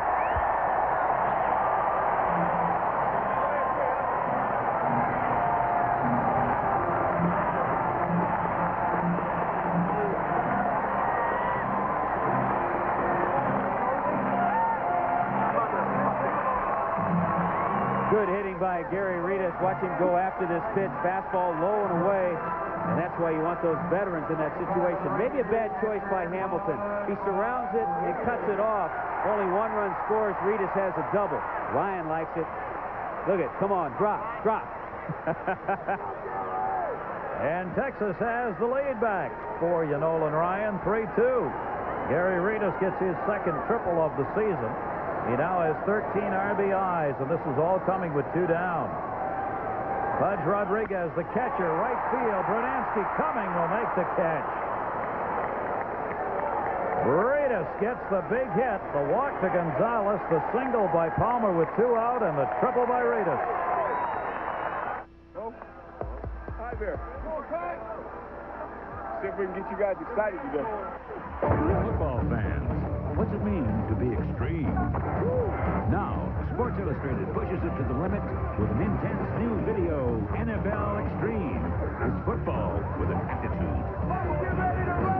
Your video's free with your paid subscription to Sports Illustrated. The best way to get inside the action and excitement of sports every week. With every sentence, every picture, you'll get into the heart-pounding frenzy of football all season long. Call now, and you'll also get an extreme close-up look at the NFL.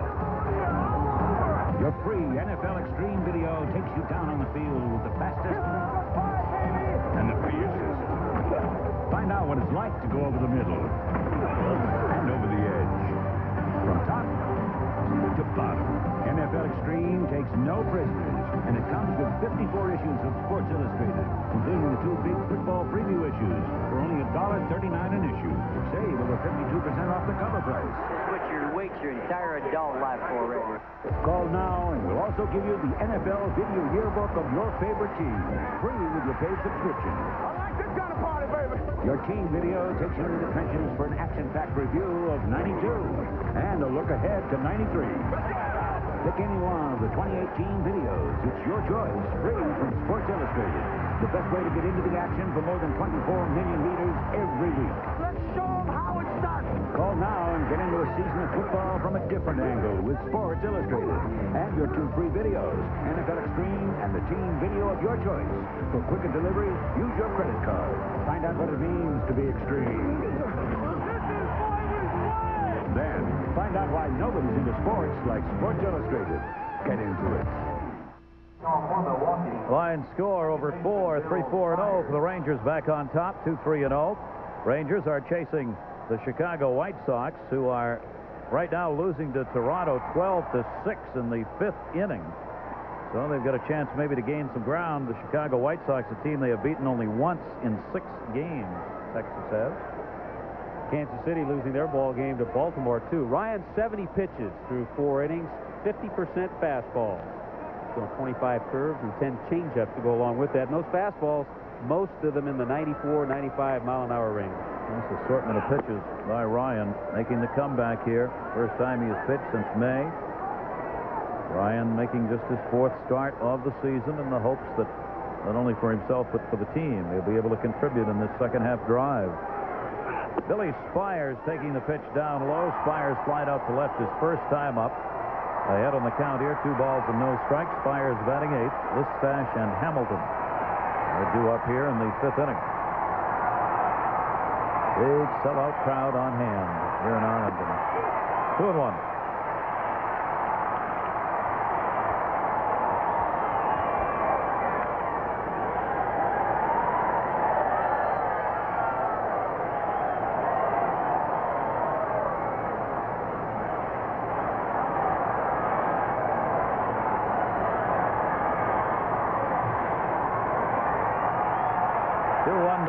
Spires towards short.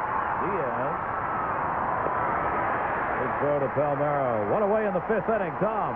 All right, Gary. Budweiser takes us to the pennant chase. Tiger Stadium. Tigers' first home game since July 4th. They lost. Rick Aguilera blows away Alan Trammell. And the Tigers, right in the middle of that Eastern Division chase, lose a critical one. Meanwhile, at Fenway Park in Boston, the Red Sox rolling over the Angels. John Valentin. Bad hot single to left field scoring Zepsic. It's 8-3 Red Sox now as they rumbled into the 8th inning at Fenway. Gary? Well, we were talking about that earlier. Is it luck or you're just going good? They both seem to go together. Hard hit ball to second base. Doug Strange, nice play. Listash holds for 2. Had to short hop that one. That had some pretty good zip on it. And Nolan working through this one in a hurry now. Gave up the 2 runs in the 4th inning, but on just 1 hit. 3 hits off him have been doubles. He's got a chance to retire the side in order again. He's done it once in the 3rd in this game. Talking about luck, I'll always remember the line Timmy McCarver told me about Bob Gibson that year. He had the 1.12 earned run average. He said he was lucky. Every time he pitched, the other team just didn't score. Amazing how that works, isn't it? Yeah. 2 down and nobody on. Darrell Hamilton, leadoff batter, 0 for 2. One of the 5 strikeouts picked up by Nolan Ryan in this game came against Hamilton.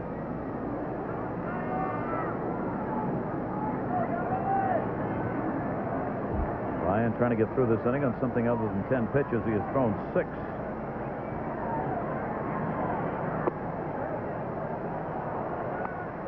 Seven. 77 in the game.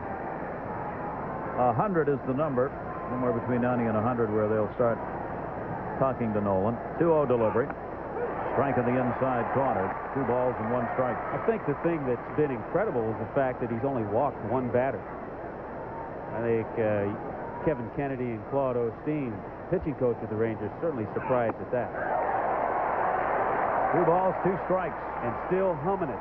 Still fastball right by him there. There's Claude Osteen, who's had the privilege to be a pitching coach for the top 2 strikeout leaders in the game. He was the coach of Steve Carlton back in his Philadelphia days, and now he gets the opportunity to coach Nolan Ryan. Some memories there, don't you? Oh. 2-2 the count. 2 down, base is empty. Rangers up by a run here, and he got him. His 6th strikeout of the game. Hamilton called out. Fans up. 94-mile-an-hour heat right there. For 1993, Fleer Ultra Baseball has even more gold foil stamping, dramatically improved backs, and new Ultra Hot limited edition subsets. 93 Fleer Ultra. Proof you still can't buy a better baseball card.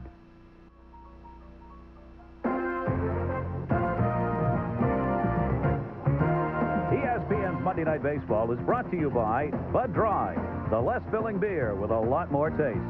Why ask why? And by Fleer Ultra Baseball Cards. Fleer Ultra. You can't buy a better baseball card.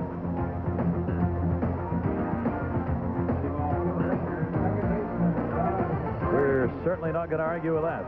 And we certainly are delighted to be here to bring in Nolan Ryan's return. First time since May 7, coming off the DL to work in tonight's game. He and Kevin Kennedy chatting after the inning had concluded. Doug Strange leading it off.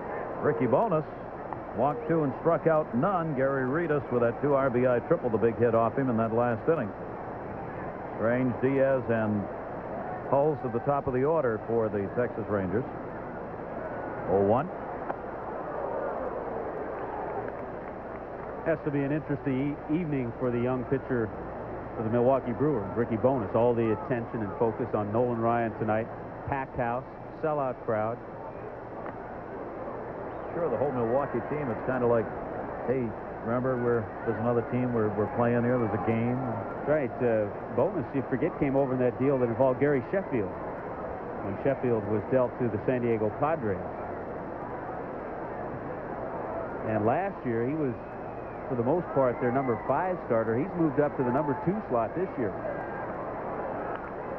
Part of the changeover of this Milwaukee team with so many players that were no longer there, and some have really broken their hearts. Paul Molitor, of course, for one, who had a great year last season. He, of course, is gone and having a tremendous year up north.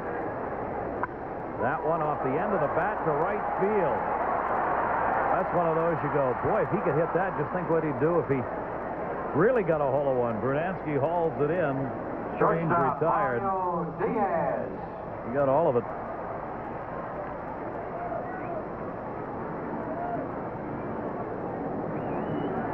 That's it. You know what I thought when I saw that? That's like a fighter in the corner. Can you go one more round? One more round. And I would imagine that's all that Nolan Ryan would do. One more inning. If he could get 6 innings in, everybody would be pleased. Diaz first ball hitting to center field. Hamilton over.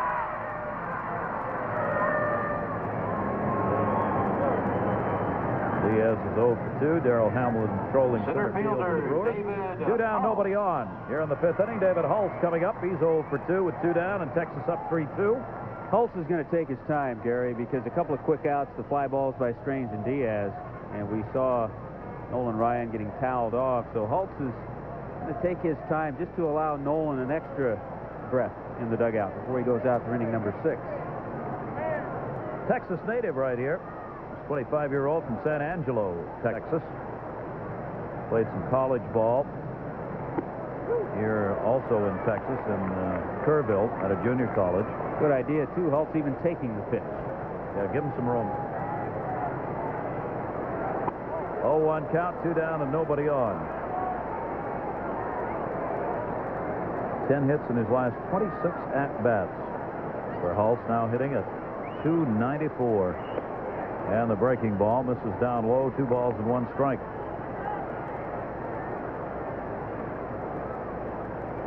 There is Craig Lefferts for the Rangers, warming up. He apparently is going to be coming in for Ryan, as Tommy said, probably after another inning.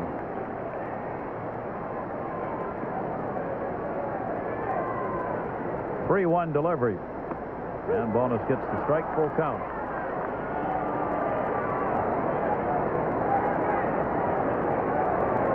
One-run ball game here.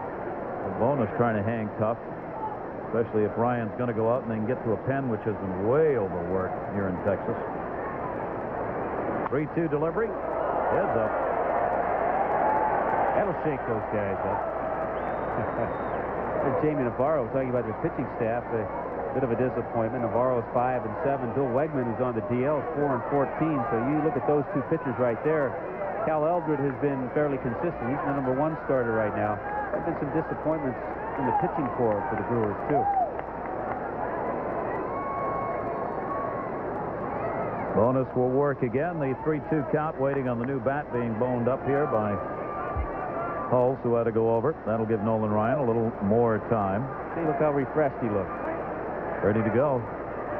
The Cattleman went out on the West Coast trip. He doesn't travel a lot with the Texas Rangers anymore, but Kevin Kennedy asked him to go with the team on the West Coast trip to try and spark things up a little bit and just be around the ball club, and he did. They both laughed about it after because the club didn't have a very good road trip. He said, a lot of good I did, huh? Missed down low, and he walked him. 2 down, 1 on. We'll check in with Tom right here. All right, Gary, let's go to Comiskey Park in Chicago. John Olerud and the Jays up 12-6.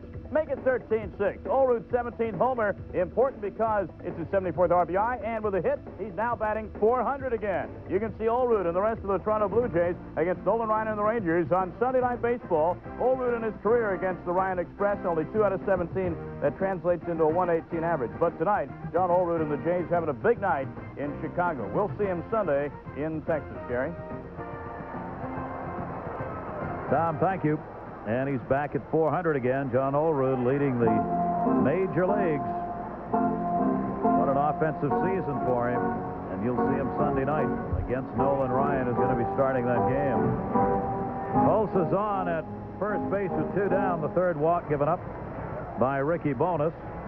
Now Franco and the home run in the first inning, 1 for 2. Texas up here, 3-2, and the strike taken. Bonas.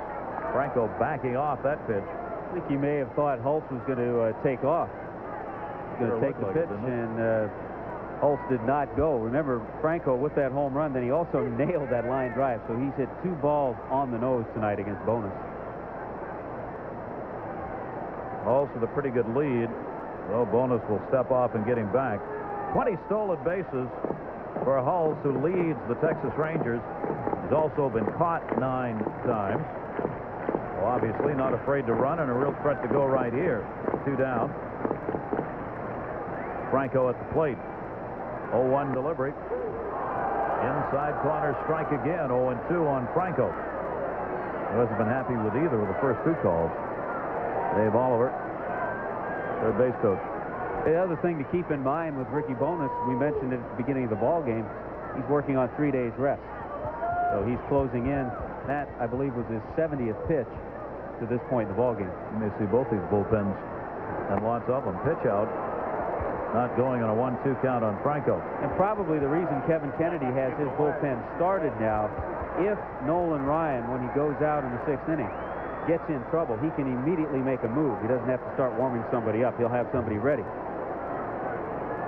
fact, they are ready down there now.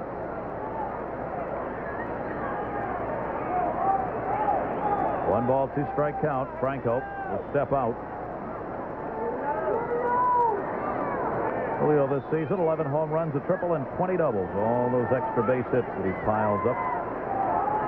45 RBIs for him. Pitch out again, runner not going. Holtz has taken a pretty good lead, but 2 consecutive pitch outs. He stays 2-2. Good base running, I think, by Holtz. I think he picked up that pitch out. I believe Lampkin gave it away. He started to pop out from that crouch a little too soon. Holtz was able to see that, and if he was thinking about going, he didn't. He stayed. Yeah, he took a pretty good jump step towards second base that time and then got back to the bag. 2 outs. Franco with a 2-2 count. Holtz is going this time. Franco, he's got the base hit into left field. Holtz makes the turn. Kevin Reimer will throw it into second base to hold Franco, who took a huge turn at first. Now the Rangers are loving the 2-out rallies. They got 2 runs in the 4th inning after there were 2 out, nobody on. Gonzalez walked, Palmer singled, and Redus had the 2 RBI triple. Now they're trying to do it again here in the 5th. Dave Franco has been on the ball all night. Just a little off-speed pitch, he stays right on it. He's a good off-speed hitter because of the way he holds the bat. But you can't fool him with many fastballs either. It's going to be a decision for the Rangers next year. Canseco, according to what the doctors have said, will probably be able to play, but just DH. If you have Franco, what happens there? Somebody has to go. You can't use both. Unless the knees get better and you put Franco at second base. There you go. You solved the problem. Here's Palmeiro, a 304 hitter with runners in scoring position and an RBI chance right here. He's 0 for 2. He's pulled the ball down to first in both of his at-bats in this game. He's got Holtz on at third, Franco on at first. 5 hits for the Rangers now. Off Bonas. Palmeiro, off-speed pitch, a good one. Bonas has got to get there. Yell, throw it low and miss. An error on Robin Yount and a run scores. Holtz crosses the plate.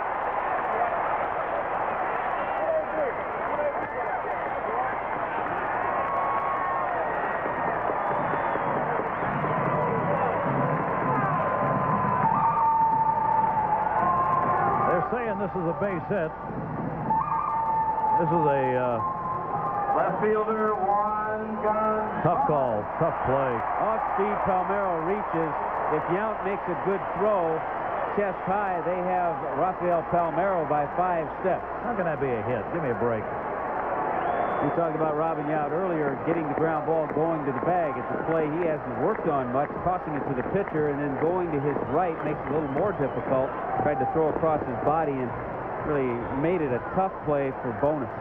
So they get another run in here with another 2-out rally. Gonzalez, first and second occupied, tears it foul outside of third. Tough to hit one through that infield right there. The wall, the Great Wall of Texas. We talked about shots with Franco, and I think most people saw Gonzalez in the home run hitting contest at Camden Yards. I saw him hit a home run in Toronto that got out faster than you could say goodbye home run. That's how fast it left. The shots he hits, no wonder.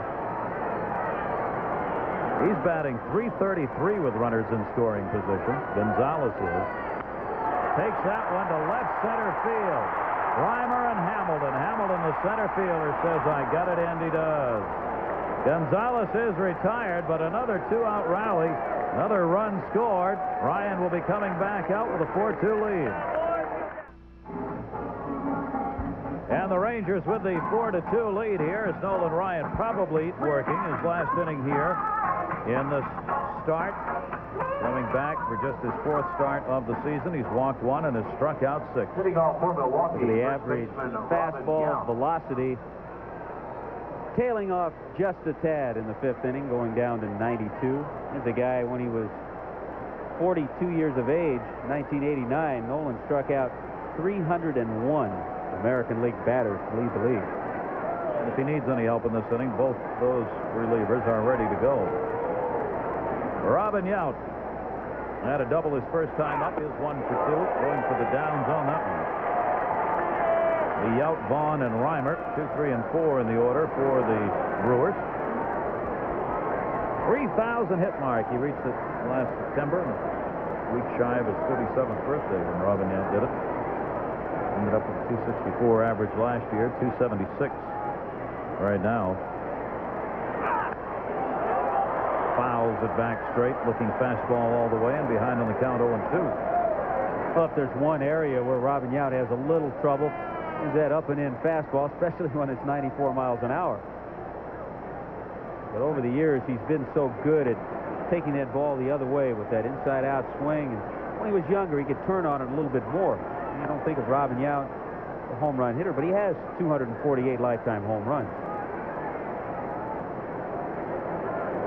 Look how they're shading him. They're not expecting him to turn on the 94 mile an hour heat. 0-2 delivery, off-speed pitch, which he can turn on, and fouls it off, holding the count at 2 strikes. 77 RBIs each of the last 3 years. Talk about consistency. Robin has had only 27 runs batted in, however, this season.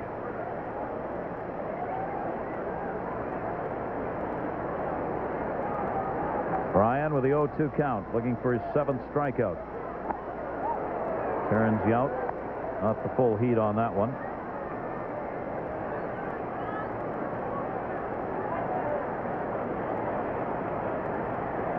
They did credit Palmeiro with a single in that last inning, so the run ends up being an earned run on a couple of hits for Texas. 1-2 delivery, cranks that to right center field. Hulse is over and hauls it in. He got a lot of it, but drove it into what little wind there is here towards that gap in right center, and Yount's the first out of the 6th inning. Yeah, most everything that's carrying tonight is carrying left center field toward the left field line. Anything to right center being held up just a little bit by that green. One away here in the 6th, and Greg Vaughn, who walked and scored in the fourth inning, ahead of Kevin Reimer, who had the RBI double. The other RBI went to Lampkin on the sacrifice fly in the fourth inning for the Brewers. Texas has had the home run by Franco, the 2 RBI triple by Gary Redus. And then Holtz picking up the 2-out walk in the fifth inning. Came on to score on Rafael Palmeiro's credited infield hit. Foul back. You know, we talked earlier about the hip injury to Nolan Ryan that put him on the shelf. The knee injury, now it's his left hip.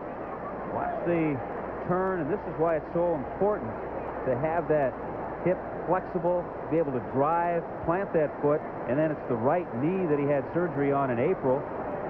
Everything seems to be working just fine. Sure looks good out there. That one down and away, all the way to the backstop. Ryan with 1 out here in the 6th inning.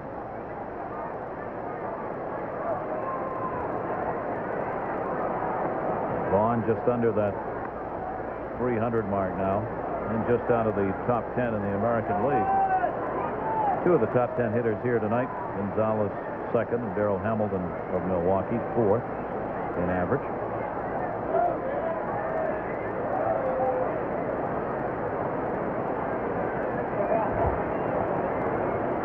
Ryan with a 2-1.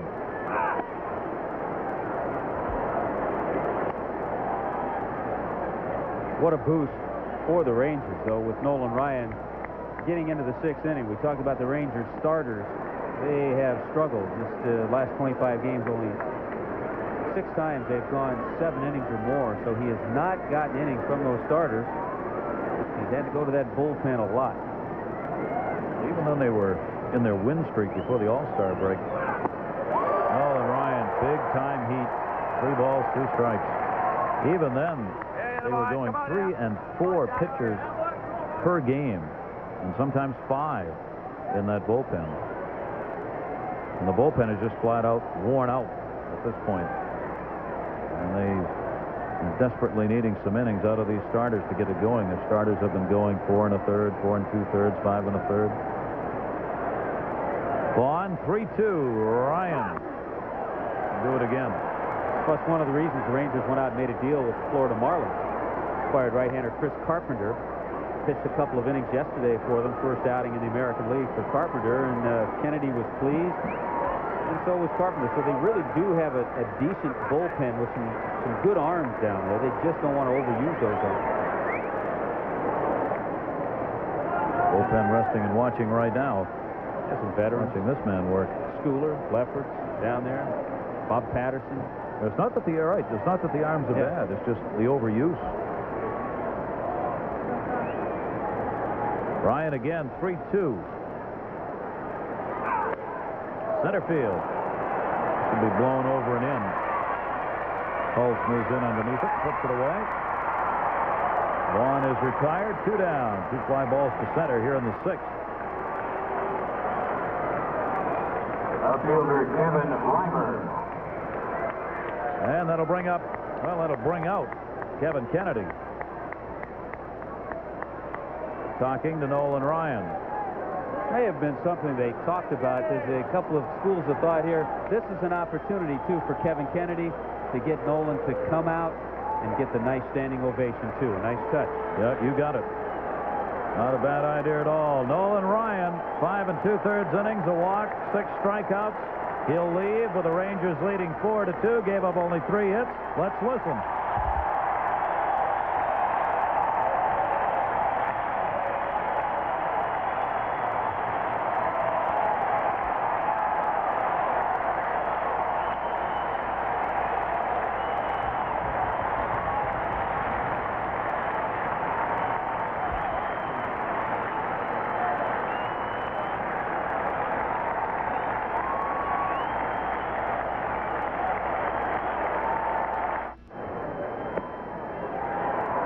Greg Lefferts is on. The left-hander replaces Nolan Ryan with 2 down in the 6th inning, and Kevin Reimer up with no one on.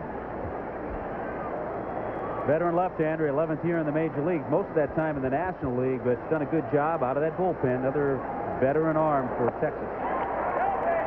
And Kevin Reimer with the opportunity to have to face the left-hander here. With 2 down, Nolan Ryan came back out for an encore as the fans kept applauding, and there he is staying on the bench. 92nd pitch that he threw, final pitch of the inning, 94 miles an hour. He had it. He was back. Swung on and missed by Kevin Reimer. 1 ball, 2 strikes on him. Reimer here in the game had an RBI double in the 4th inning. Struck out once against Nolan Ryan, one of the 6 Ks Ryan had in the game. The Rangers leading 4-2. A chance for Ryan to pick up his 2nd win of the season. Lefferts, the breaking ball to second base. Ed Strange has got it, and the Brewers go down. 1, 2, 3 here in the 6th inning. So Lefferts is on. Ryan will watch to see if he can get a W.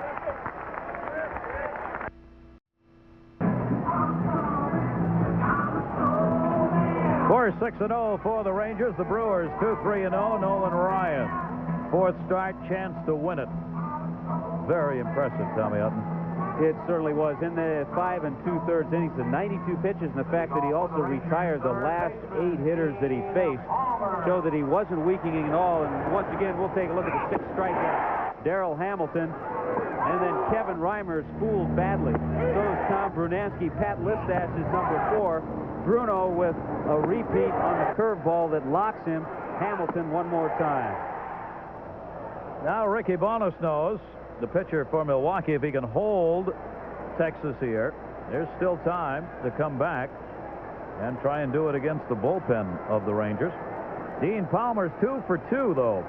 9 hits in his last 24 at-bats now. And Palmer takes the pitch on the inside corner. Palmer had come into this game 0 for 7 against Bonos in his career. He's now up to 245 on the season. And remember, he's coming back after having missed the last 2 games for being hit by David Wells. Breaking ball by Bonos. Ball and 2 strikes on Palmer. Palmer, Redus, and Rodriguez due up. Texas trying to win their 25th game at home. They're 24-18 at home. They did not have a good home record last year, 36-45. They've picked that up to improve. Palmer to B.J. Surhoff at 3rd. 1 away here in the 6th inning. Tom Mees. Gary, the St. Louis Cardinals continue their relentless pursuit of the Philadelphia Phillies. In Atlanta tonight, not 1, but 2 solo home runs for Brian Jordan, the former football player who's now concentrating on baseball. First multiple home run game of Jordan's career. The Cardinals have won 8 out of 11. They've won 4 out of 5 since the break, and as we speak, they trail Philadelphia now by 2.5 games. Gary? And Philadelphia going just the other way, Tom. They've only won 3 out of their last 10 games, so St. Louis has really got the heat on. Yeah, and the Phillies out in Los Angeles, so they'll see that score before they take the field. It's always a tough way to make the West Coast trip when you're in a pennant race on top, watching the team coming after you winning. Gary Redus, big hit in this game. A triple in the 4th inning, 2 RBIs for Gary Redus. Fly ball to left, Kevin Reimer. And there are 2 down here in the 6th inning. Now, Reimer's been tested a little bit. Most of the time, he's been the DH. Made 11 errors last year playing for the Texas Rangers. He led all outfielders. And actually was involved in the expansion draft. Colorado Rockies took him, but they had every intention to making a deal, getting him to the American League where he could DH. So with 2 down and the base is empty, Budge Rodriguez stands in. He had the flu yesterday, played. Takes the pitch on the outside corner for a strike. A year ago, he was the 4th youngest All-Star ever. This year, the 5th youngest starter ever in All-Star competition. 0-1, strike on the outside corner. Interesting, Rodriguez a Gold Glove winner, even though he was at the top of the pile in catcher errors and pass balls. The Gold Glove more and more rewarded on the throwing arm, which Rodriguez has a good one of.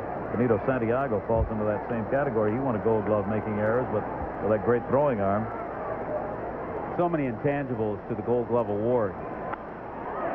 Rodriguez denied. Oh, what a nice play by Billy Spires. He not only got to the ball, he made the throw, and Rodriguez threw his hands up at Spires, who grins back at him. That's an outstanding play. 1-2-3 inning to Ricky Bowness. We've completed 6. Look at that play.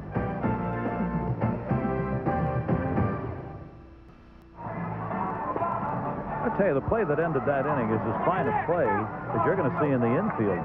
Well, it involved 2 fine plays. Number one, Spires getting to it, unloading. Look at Yount isn't looking. Third baseman. He turns just like a wide receiver.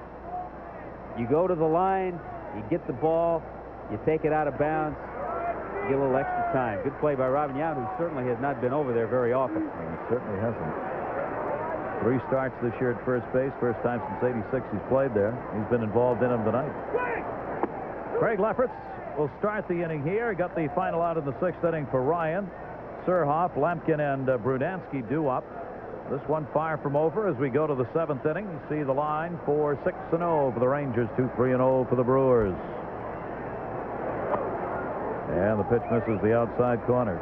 Surhoff's taken the 0 for 2 and a couple of ground balls to first base.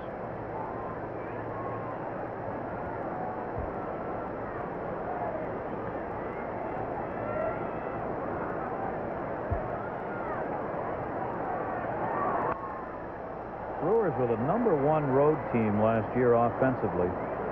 This year they're 16-27 on the road, and they're hitting .242 as a team on the road. Another reversal of fortunes. Yeah, and they thought with B.J. Surhoff playing third base that he'd be more productive, but he has improved. The average is up. He's made a couple of adjustments.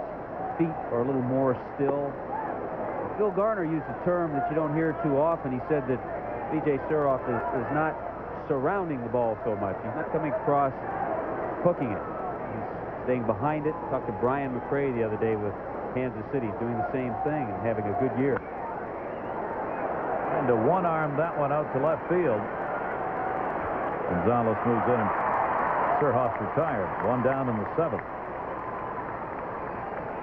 Catcher Tom Lampkin. Milwaukee Brewers, real tough part of their season right here because they've got the long road trip. They're already in last place.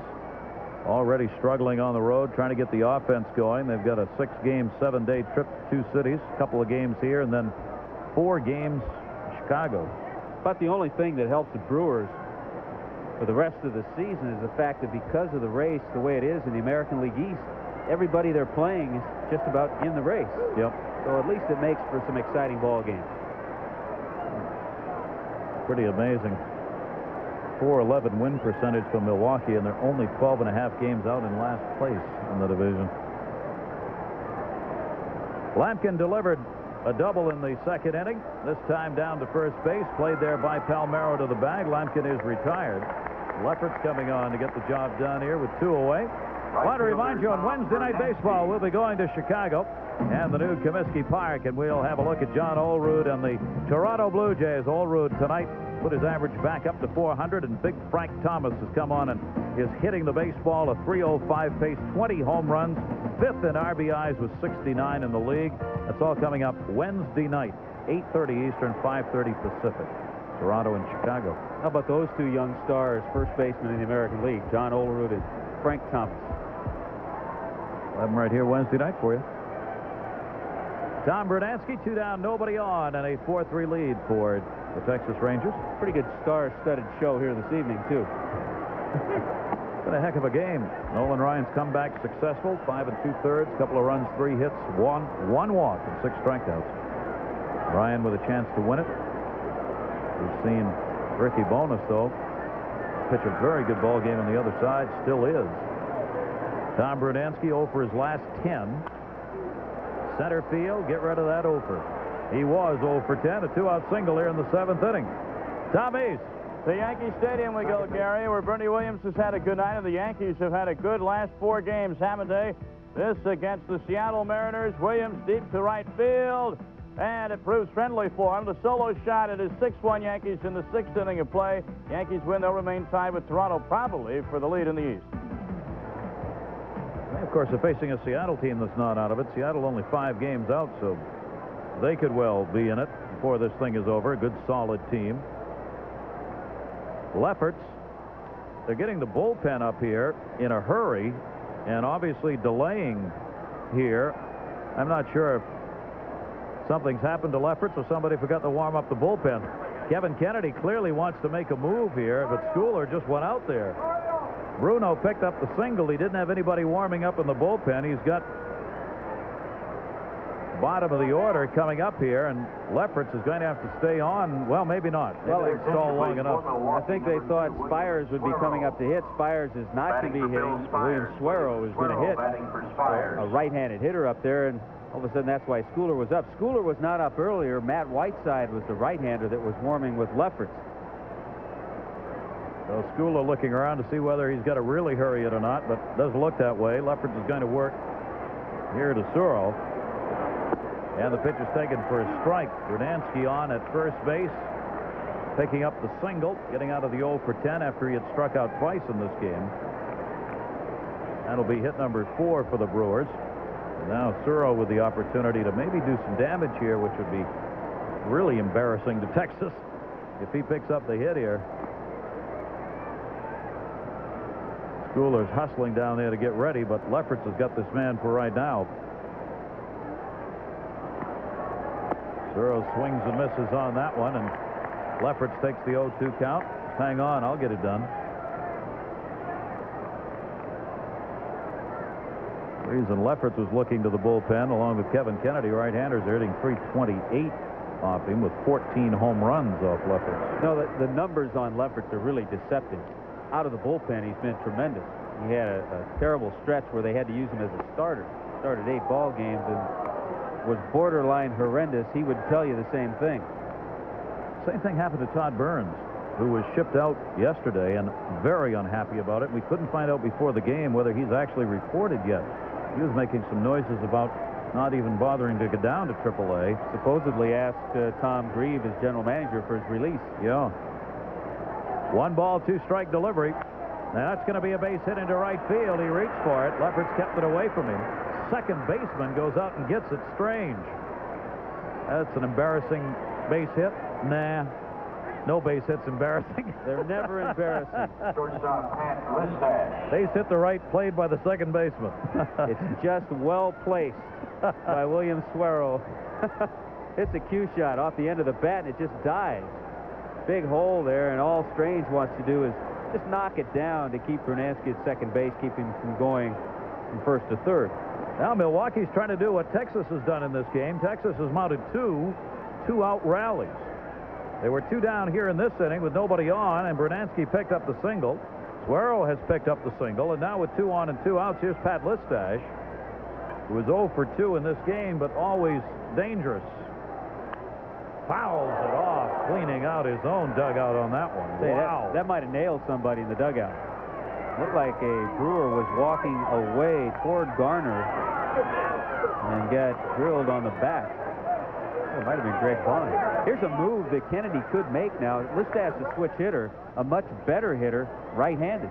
But he's staying with Lefferts right now. If he were to go to Schooler, Listash would have to go over to the other side of the plate where his average isn't as high as it is right-handed. Well, he's just going to keep it this way. It's a big chance right here for Listash to do some damage. 317 right-handed, 154 left. Kennedy's looking at the numbers. 2 on, 2 outs, 0-1 count to Listash. And he hurt himself on that one. He fouled. That's a foul ball. He fouled it off his foot in the batter's box. He'll mumble a couple of words that have great meaning, so long as they're not broadcast or heard by children. And Vaughn in the dugout saying, see, it serves you right. Yeah, there is a God. Look where this hits. This doesn't hit on the foot. That hits on the shin. Oh. You know, the foot is bad enough, but when it's up a little higher on the shin. Tommy, there's the perfect swing and foul ball as to why you see batters come up with those shin guards on the outside of their uniform. That's it. He'll have one on next at bat because he's going to have a good black and blue welt on his shin. Listash down on the count, 0-2. Lefferts 2 on, 2 outs. A 4-2 lead for the Rangers in the top of the 7th inning.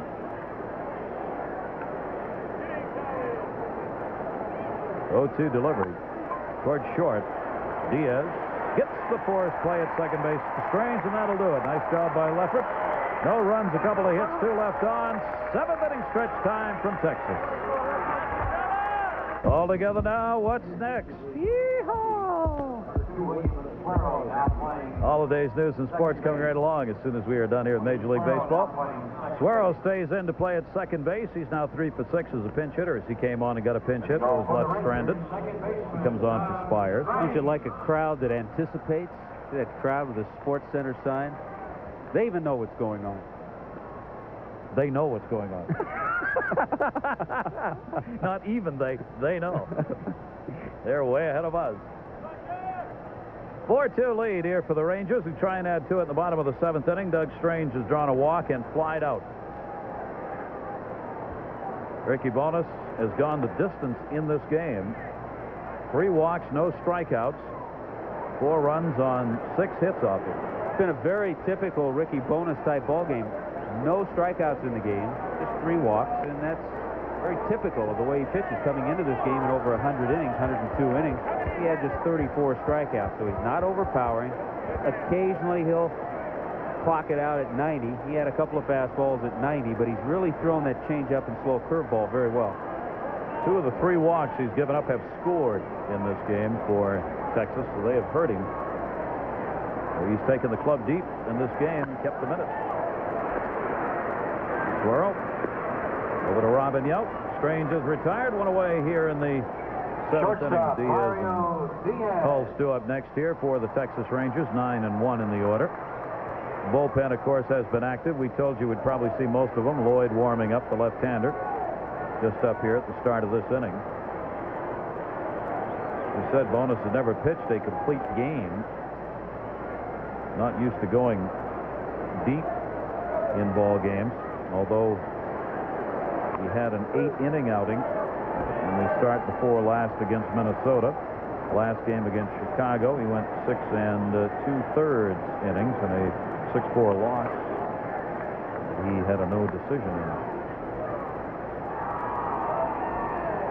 What he wants now is a little more run support and a little wider strike zone from home plate umpire Jim McKean. Well, it's something that the Brewer pitching staff has not gotten a lot of, and that's run support.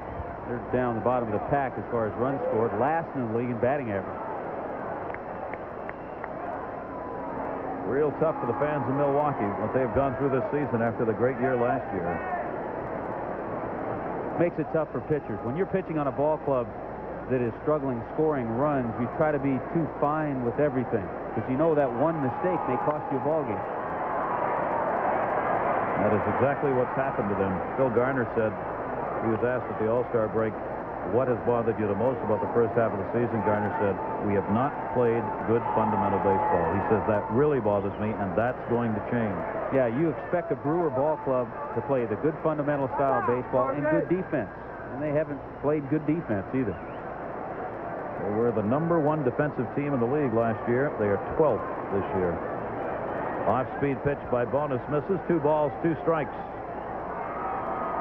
1 down. Rangers batting in the 7th with their 4-2 lead. Nolan Ryan, the pitcher of record.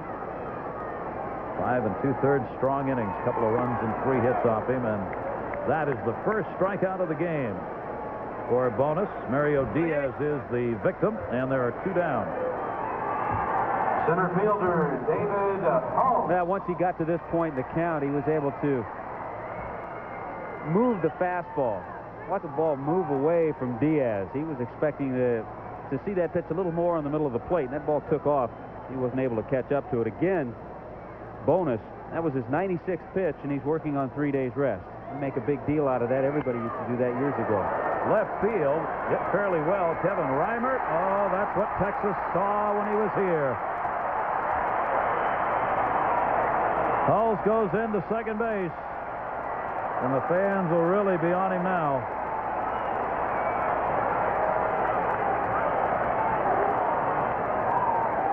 They were unmerciful when he played the outfield here in Texas. Well, we mentioned the fact that last year he did make 11 errors in the outfield. That's way too many for an outfielder. An error all the way. You can see he has it, but watch what happens when he puts his glove up.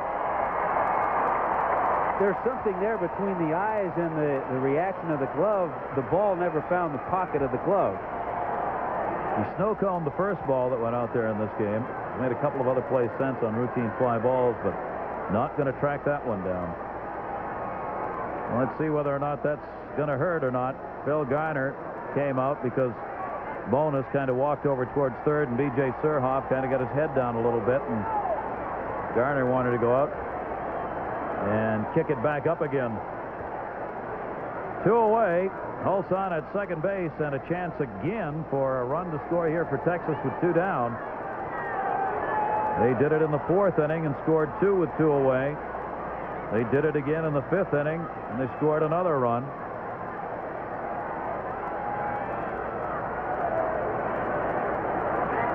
And now we're just waiting. It's the catcher and the home plate umpire, Jim McKean. I think Lampkin has something in his eye, and so it's always nice every once in a while you'll see the catcher and the umpire behind the plate work together. Every once in a while you'll see an umpire take a foul ball. The catcher will go out, talk to the pitcher just to give him a little blow, let him breathe a little extra. Well, that time McKean stepped out in front of the plate to give Lampkin a little breather. They share those hot summer nights with all that gear. Big chance here now on an important run out there in this 4-2 game. Holtz on at second base, and Franco had the home run in the 1st inning. It's hit the ball hard all 3 at-bats. A single his last time up, batting .276 on the year now, and an RBI opportunity for him again.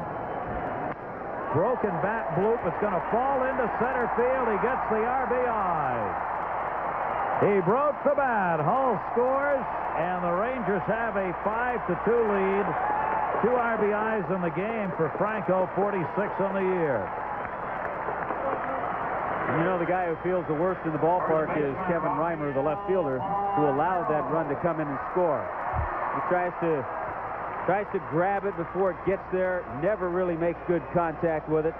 That allows Hulse to go to second base. Franco is such a marvelous hitter with a runner in scoring position. If you need a home run, he'll go for a home run in certain situations. You need a base hit with 2 out to drive in a run, he seems to come up with it. Long and lonely out there right now. Franco on at first base. 7th hit. Another broken bat by Palmeiro. That's going to fall in. Franco will stop at second. 2 pitches and 2 broken bat singles to almost the exact same spot. And Bonus is wondering, wait a minute, what's going on? Well, I talked about Kevin Reimer, how he feels. How do you think Ricky Bonus feels? Look at that. He's telling Lampkin to get back. He's made some good pitches. He's gotten a couple of broken bats. That one off the end of the bat shatters the bat of Palmeiro. The one to Franco, he got in on him. He didn't want his catcher coming out here to talk to him this time. Smiles back, says, I'm all right. And Lampkin heads back in. So they've done it again. 2 down here in the 7th inning with nobody on. Pulse reaches on an error. Franco delivers an RBI single, and Palmeiro picks up a single. So now there are 2 on with 2 down, and that'll be it. Tough inning for Ricky Bonus, who performed admirably well tonight in a starting role for the Brewers. Ricky Bonus, the starter, 6 2/3, 8 hits off him, 3 walks, a strikeout, responsible for the 2 base runners who are on. And Matt Macy, a 27-year-old right-hander, is coming on in relief to face Juan Gonzalez, who will come to the plate here. A 5-2 lead now for the Texas Rangers to run in here in the 7th inning. Macy's been around a while, but he hasn't been in the major leagues. He spent 8 years in the minor leagues, different organizations, most recently with the Expos. And he has to face the home run king. They could blow this game away right here with Franco and Palmeiro, the base runners. Macy bounces, and runners will stay. Game right back out to Matt Macy. 1 hit off Lampkin. 8 years at the minors before he ever got a shot at the majors. Last year with Montreal, he worked in 2 games for Montreal. 27 years old, out of Hamilton, Ontario, Canada. now resides in Yuma, Arizona. You gotta want it. Went to high school in Houston. He's been around inside. He's got a knuckleball, fastball, slider, and changeup, and an inside pitch that Gonzalez didn't appreciate. Neither did this capacity crowd. They don't want to see their home run hitter knocked down. We mentioned this before, how the talk shows in Texas have been talking about who's going to stand up for the Rangers with all these pitchers coming in here and knocking down their power hitters. 1-1. Wow, Macy bounced that. 55-footer. That wasn't even close. Well, the best play that Lampkin made right there was just getting body on it and keeping it in front. Wild pitch all the way. Watch where this bounces. Almost hit the grass.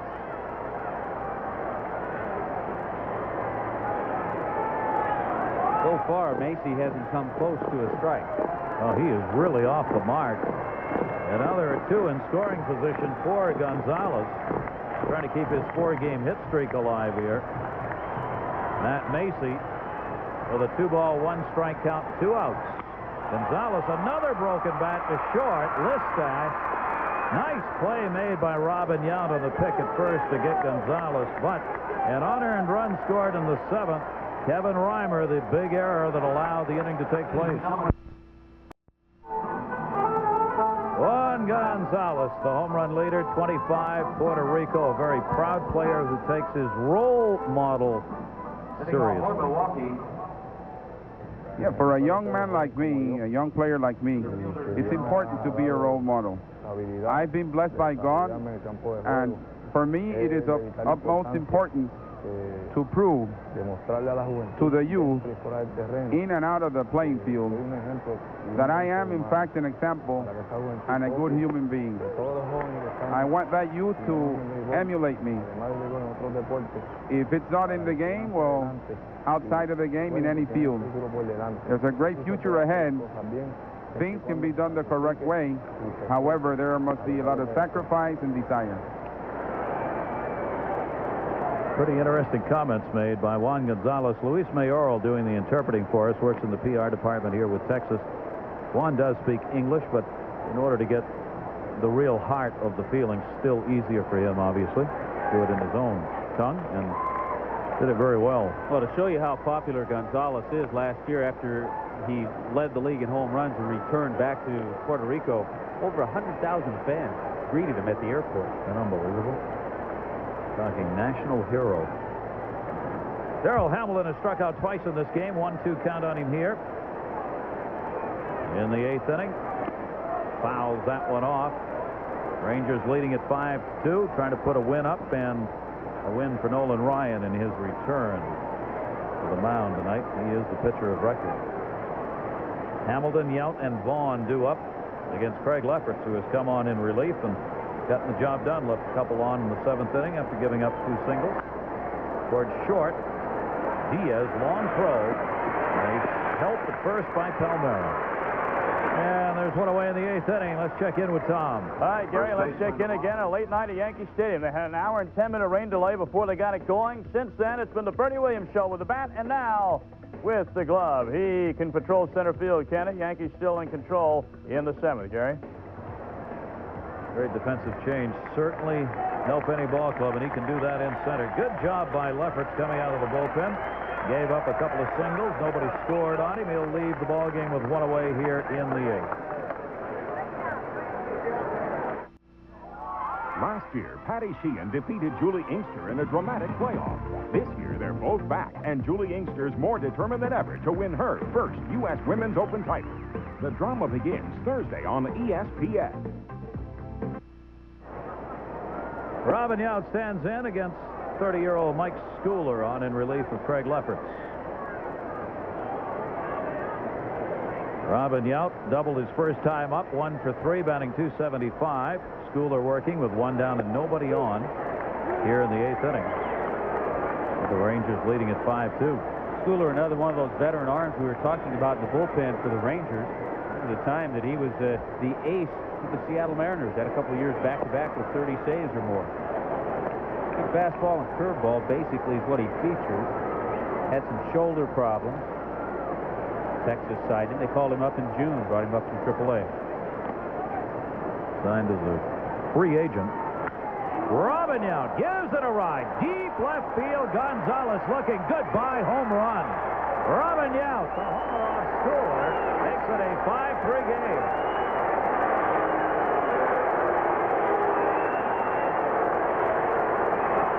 Well, there wasn't much question about that shot. Robin Yount just laid into it with an uppercut, his 6th dinger of the season, and 28 RBIs. We talked about it when Robin Yount was facing Nolan Ryan, how when Ryan can run that hard fastball in that area, that Robin isn't able to turn quite on it. Well, this pitch doesn't get in where Schooler wants it, allows Yount to get the extension and to pull it. Robin doesn't pull as many balls as he used to. Shows that he still has enough steam to get one out. Home run number 6 on the year for him. Now Vaughn up, and he drills it towards left center field. Gonzalez will cut it off, and suddenly the tying run is going to be coming to the plate. Robin Yount with a home run, his 6th, made it a 5-3 game. Kevin Kennedy's going over the sheet, and as only sports can do, Kevin Reimer is the man coming to the plate. He committed the error that resulted in the unearned run in the 7th inning. He is due up. The bullpen has been active. Carpenter in the right, Patterson the left-hander, and Schooler talking to himself. Well, a former Pirate, a former Marlin down in the bullpen for the Rangers. So the decision that Kennedy has to make, does he want to bring in the left-hander? He's made the decision. He wants Patterson to pitch to Reimer. Schooler's given up a couple of home runs now in relief in less than 16 innings worked. He leaves, responsible for the base runner on. Miller Genuine Draft presents this date in baseball. 83 years ago today, Cy Young, pitching for the Cleveland Indians, earned his 500th career victory, a 5-4 win over the Washington Senators in 11 innings. That's this date in baseball history. Another date in baseball history, Nolan Ryan made his return. Will the Rangers hang on? Let's join Gary Thorne. All right, and they are hanging on, Tom, right now, 5-3, but Greg Vaughn, after Yount's home run, picked up the single. That'll drive Schooler out of the game. He's on at first, and Reimer's going to be coming up against this man.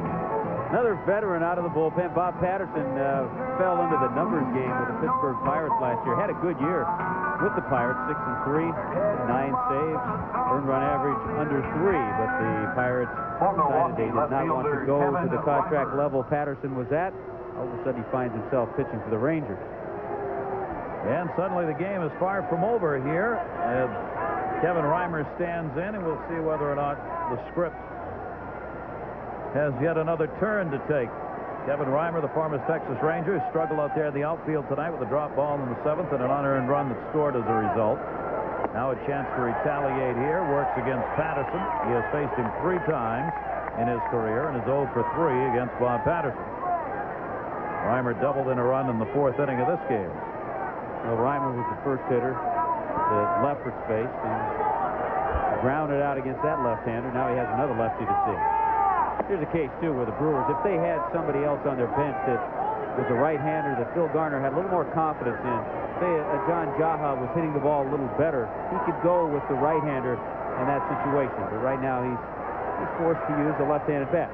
Well, Reimer swings the bat well. He swings it better against righties. Well, that is really tough when you are a manager and are in that kind of situation where you don't have the guys you feel comfortable with. You're not deep enough to make the kind of moves that you would normally make. That is indeed the situation Phil Garner has right here. Here's what's left on the bench. Jaha, the one you'd really want to put out there, but he's not hitting. Kevin Reimer, the bloop towards right center field. That's going to be hauled in. Hulse moved over to get it. Off the fist. Carried out to right center. Reimer's retired, and there are 2 down here in the 8th with Vaughn back to first. Third baseman B.J. Surhoff. That's going to leave it up to B.J. Surhoff. Patterson gets one of the outs he needed to get out of the inning. Schooler worked no part of an inning, gave up 2 hits. A home run to Yelton, responsible for Vaughn, who's on. Gary Thorne, Tommy Hutton with you here on the return of Nolan Ryan before 40,676 full house in Arlington tonight. Only fitting that the return took place on the date in baseball history that Cy Young won his 500th game. All those things always line up, don't they? 5-3, Rangers leading. Trying to knock Milwaukee into their 5th loss in a row, and to the Rangers get out of a 2-game losing streak. Rangers, though, have won 15 out of their last 20. They've been a hot team. They gained 5.5 games in 16 days before the All-Star break to get themselves to what now is about 3 games out. Patterson, 1 ball, 1 strike, 2 away, 1 on. Surhoff waiting. Talked about Surhoff earlier, trying to keep his feet more still at the plate and not surround the ball, as Phil Garner described. That time he was fooled. Patterson's thrown him a couple of good breaking balls. Another situation, Tommy. Surhoff's hitting only .208 against lefties, .278 against right-handers. Center field. Pretty good wood on that. Holtz has room moving back, hauls it in. So Patterson came on and got it done. Home run by Robin Yount adds 1, but still down by 2. Palmer coming up. Rangers third baseman, Phenia Palmer. Texas leading at 5-3 in this 2-game set against Milwaukee, starting here tonight. Nolan Ryan started this game, 5 2/3 innings, 2 hits, 3 hits, 2 runs. He walked 1 and he struck out 6 in this game. 5,684 career strikeouts. That one against Brunansky. I think one of the real surprises is that Nolan had command of all of his pitches. Fastball, curveball, and the changeup. Threw some very good changeup. A very impressive performance. Palmer leading it off here. A couple of singles in the game towards left field. Make it 3. 3 for 4 night for Dean Palmer. Reimer gets it back in. Leadoff single in the 8th. Tom? Okay, Gary. Randy Knorr had a big night for the Toronto Blue Jays. Early in this game against the White Sox, Knorr a 3-run homer. He went 3 for 5 on the night, 3 RBIs, 2 runs scored. Toronto banged out 21 hits. John Olerud went 3 for 6. His average slipped to .398. I don't know what's troubling him. Let's get back to Texas. Tough, Tom, when you can't do any better now. You better get out of the game. So with Chicago losing, Kansas City and Texas started the day 3 games out. Chance to cut that to 2. Yeah, those 3 for 6 nights kill you. They are. They're really tough. Here's Gary Redus, big hit in this game. Redus came up with a 2-out, 2 RBI triple in the 4th inning. Redus batting at .244 on the season. As Tommy mentioned, kind of a surprise starter in the game. And as so often happens, guys who kind of thrown in at the last minute produce.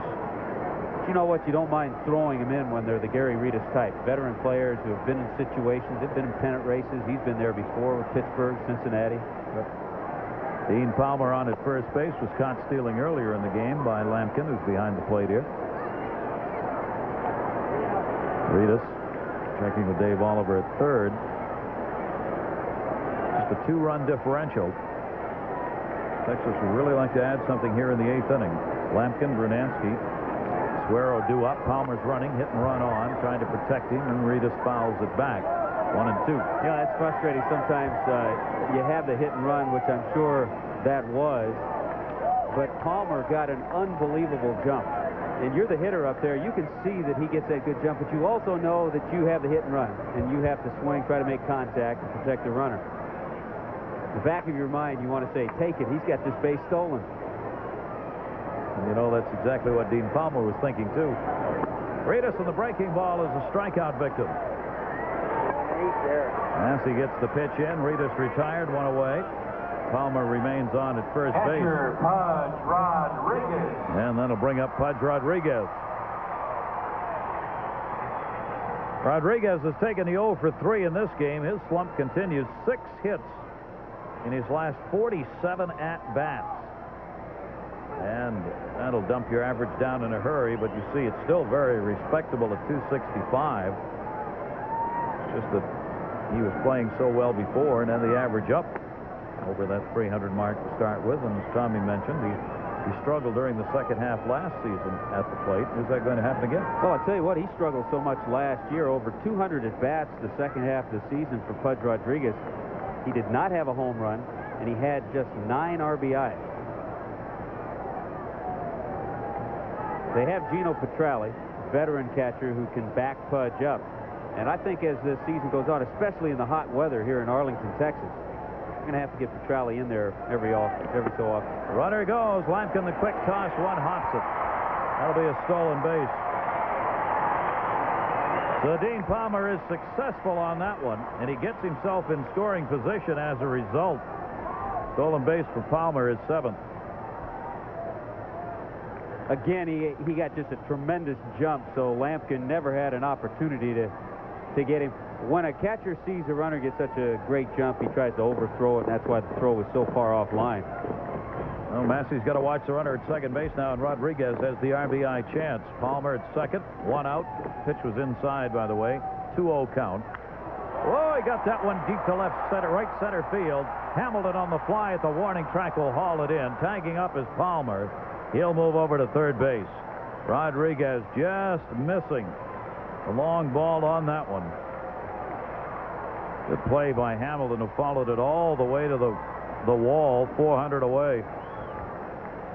Second baseman, even though Pudge does not have a hit tonight, Rodriguez lined out in the 4th inning, hit a ball well to right field. This ball he hits well the other way, got to pitch up. But again, we've seen tonight the balls in this area, the stadium, are just not going anywhere. Anything the left field's taking off. The ball out in center, right center, not going. Rodriguez retired. We'll get another pitching change here. Massey will be leaving with a runner at third, 2 down, and Strange coming up. Texas Rangers leading at 5-3 with Nolan Ryan still the pitcher of record. And we get another pitching change here with a runner at third, Dean Palmer on, 2 down. Doug Strange coming to the plate. And Graham Lloyd is coming on in relief. We've had quite an international flavor here in the heart of Texas tonight. Lloyd from Australia. We've had Kevin Reimer, the Canadian. And the Texan. That's all we have to say. That's all we have to say. That's right. And the Texan. That cattleman from Texas. Showed bunt that time. Whether it was for real or not, we'll find out. Strange has got the runner at third base. 0 for 1 in this game and a walk. 262 on the year. They'd love to get that run in. Strange to right field. Tom Brunansky will back up on it and haul it in. And that'll do it here in the 8th inning. No runs, a base hit. Palmer left stranded. One more chance for Milwaukee. They go to the 9th inning down 2.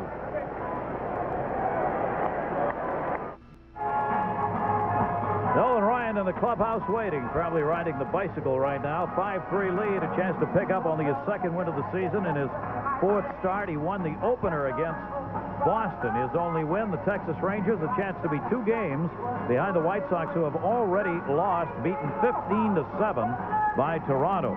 And we want to remind you, coming up on Wednesday, you'll have a chance to see those Chicago White Sox take on the Toronto Blue Jays. John Olerud, Frank Thomas, 2 of the great hitters of the day. Wednesday night, 8:30 Eastern, 5:30 Pacific, right here on ESPN from Comiskey Park. Well, the Texas Rangers have put it in the hands of their best. Tom Henke's been 11 for 11 in his last save opportunities. Early in the year, Kevin Kennedy used him a little bit too much. Lately, Tom Henke, with the extra help in the bullpen, with the 12 pitchers now the Rangers have, he's been utilized mostly in this role, coming in a save situation to pitch the final inning.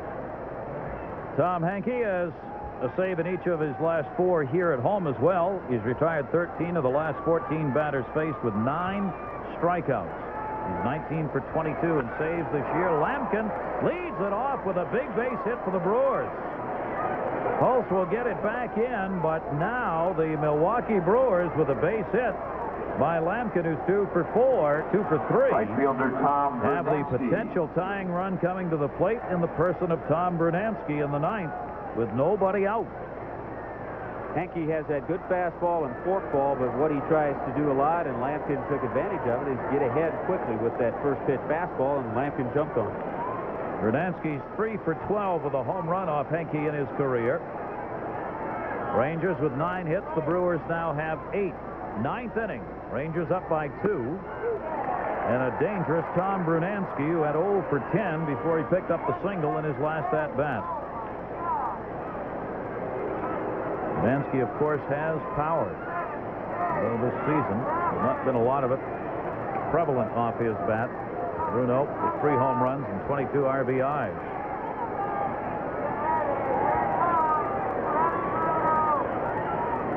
Ryan 5 2/3, 2 runs, 3 hits, 1 walk, 6 strikeouts. Lefferts an inning and 2/3, 2 hits.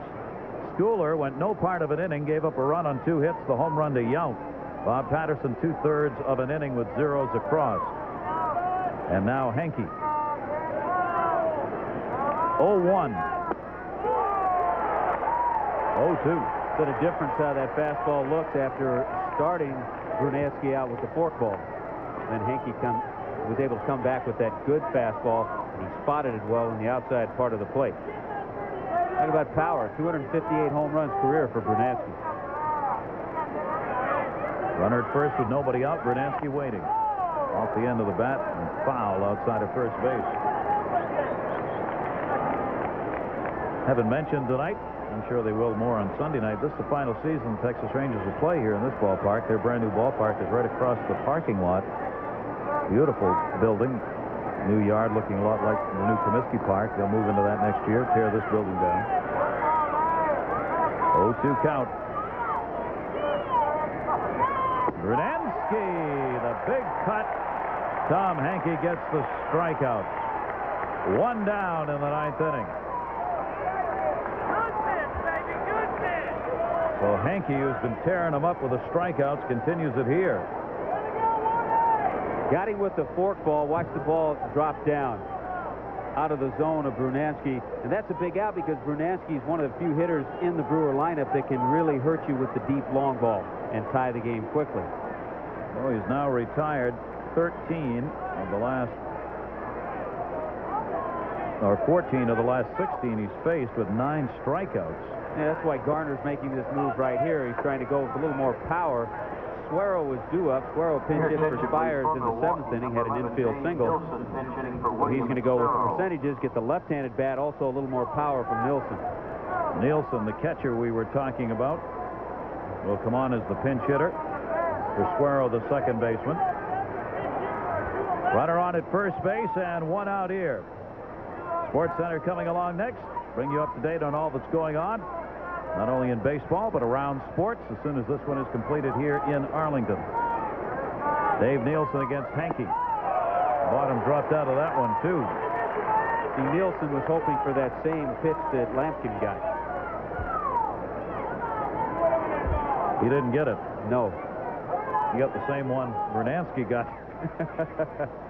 It really dumped off the table.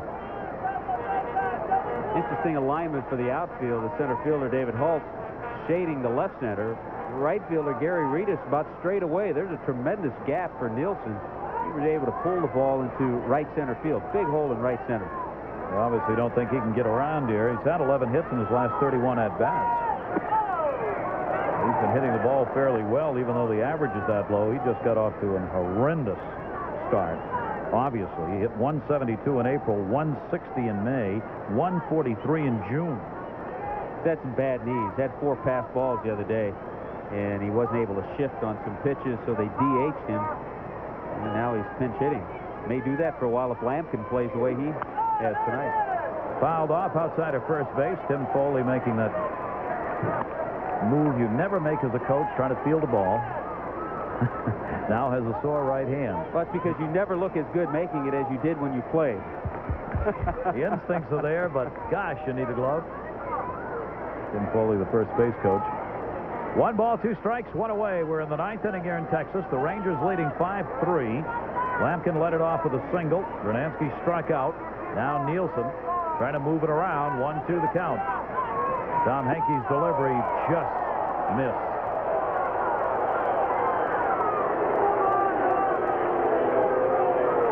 Pretty tough pitch to take when you have 2 strikes. You're up there pinch hitting. Fastball. Yeah, I don't know where Jim McKeon thought that was. Maybe low, because it certainly has a plate. Henke with the 19 saves. Nobody else even has 2. Patterson's got 1. Whiteside has got 1. Again, that one a little lower out of the strike zone, and it's full. 3 balls and 2 strikes. I think it's hot. Take a look at that cap. Got a double blue color there. Still 91 degrees here in Arlington. But dry heat. Yeah, big Tom Henke, big Midwest guy. That's right. 3-2 the count. Runner goes. Swung on and missed. Nobody covers second as there was nobody holding the base runner Lampkin at first base. His run's not the one that matters. And there are 2 down. So Nielsen a strikeout victim. All right. Henke has come on here to get 2 Ks, and Milwaukee's down to their final out. Not a bad play, though, if you're Lampkin and they're not holding and you get a good jump, because even though your run doesn't mean anything, it makes it a little more difficult for the infield because now there's no force out at second base on a ground ball. So there he is at second base, and Jaha's going to be the pinch hitter. 2 down in the 9th inning. Texas up by 2. Jaha, the man who had been given the job at first base, they thought he was ready to take it over, and right now everything's kind of up in the air in that regard. Jaha is the pinch hitter with those numbers. 2 down, runner on at second base. Nolan Ryan waiting to see if this game is going to be a W for him. Strike 1. Well, he has great command of that fork ball. Jaha, sometimes when you swing at a pitch, you turn and ask the umpire, did I swing at a strike? I think that's what he was asking Jim McKee. He's only had 1 pinch hit appearance, 0 for 1. Brewers tonight 0 for 6 with runners in scoring position. 1 sac fly to get one of their 3 runs in. Not clutch hitting so far, and Henke really making it tough. So the fans in Texas are up. And 0-2 count, 2 down. Nolan Ryan, the pitcher of record.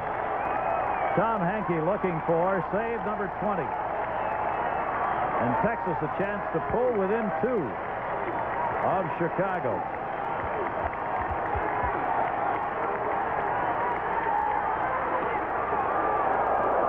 Not yet.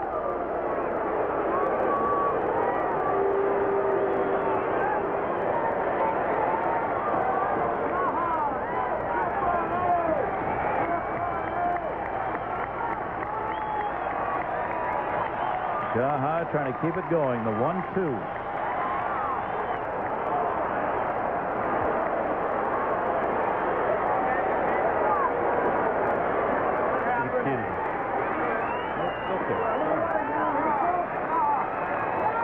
Garner's team staring their 5th loss in a row in the face.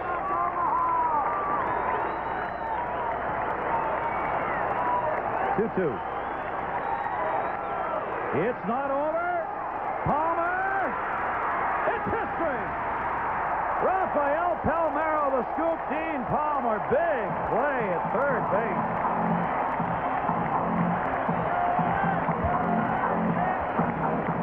And Texas wins it over Milwaukee 5-3. Nolan Ryan, just his 4th start, picks up the victory. He is now 2-2. You'll see him again on Sunday when ESPN is back here for ESPN Sunday Night Baseball. It will be back on the mound, Nolan Ryan. For Tommy Hutton and all of our crew here in Texas, this is Gary Thorne. Thanks for being with us. 5-3 Rangers.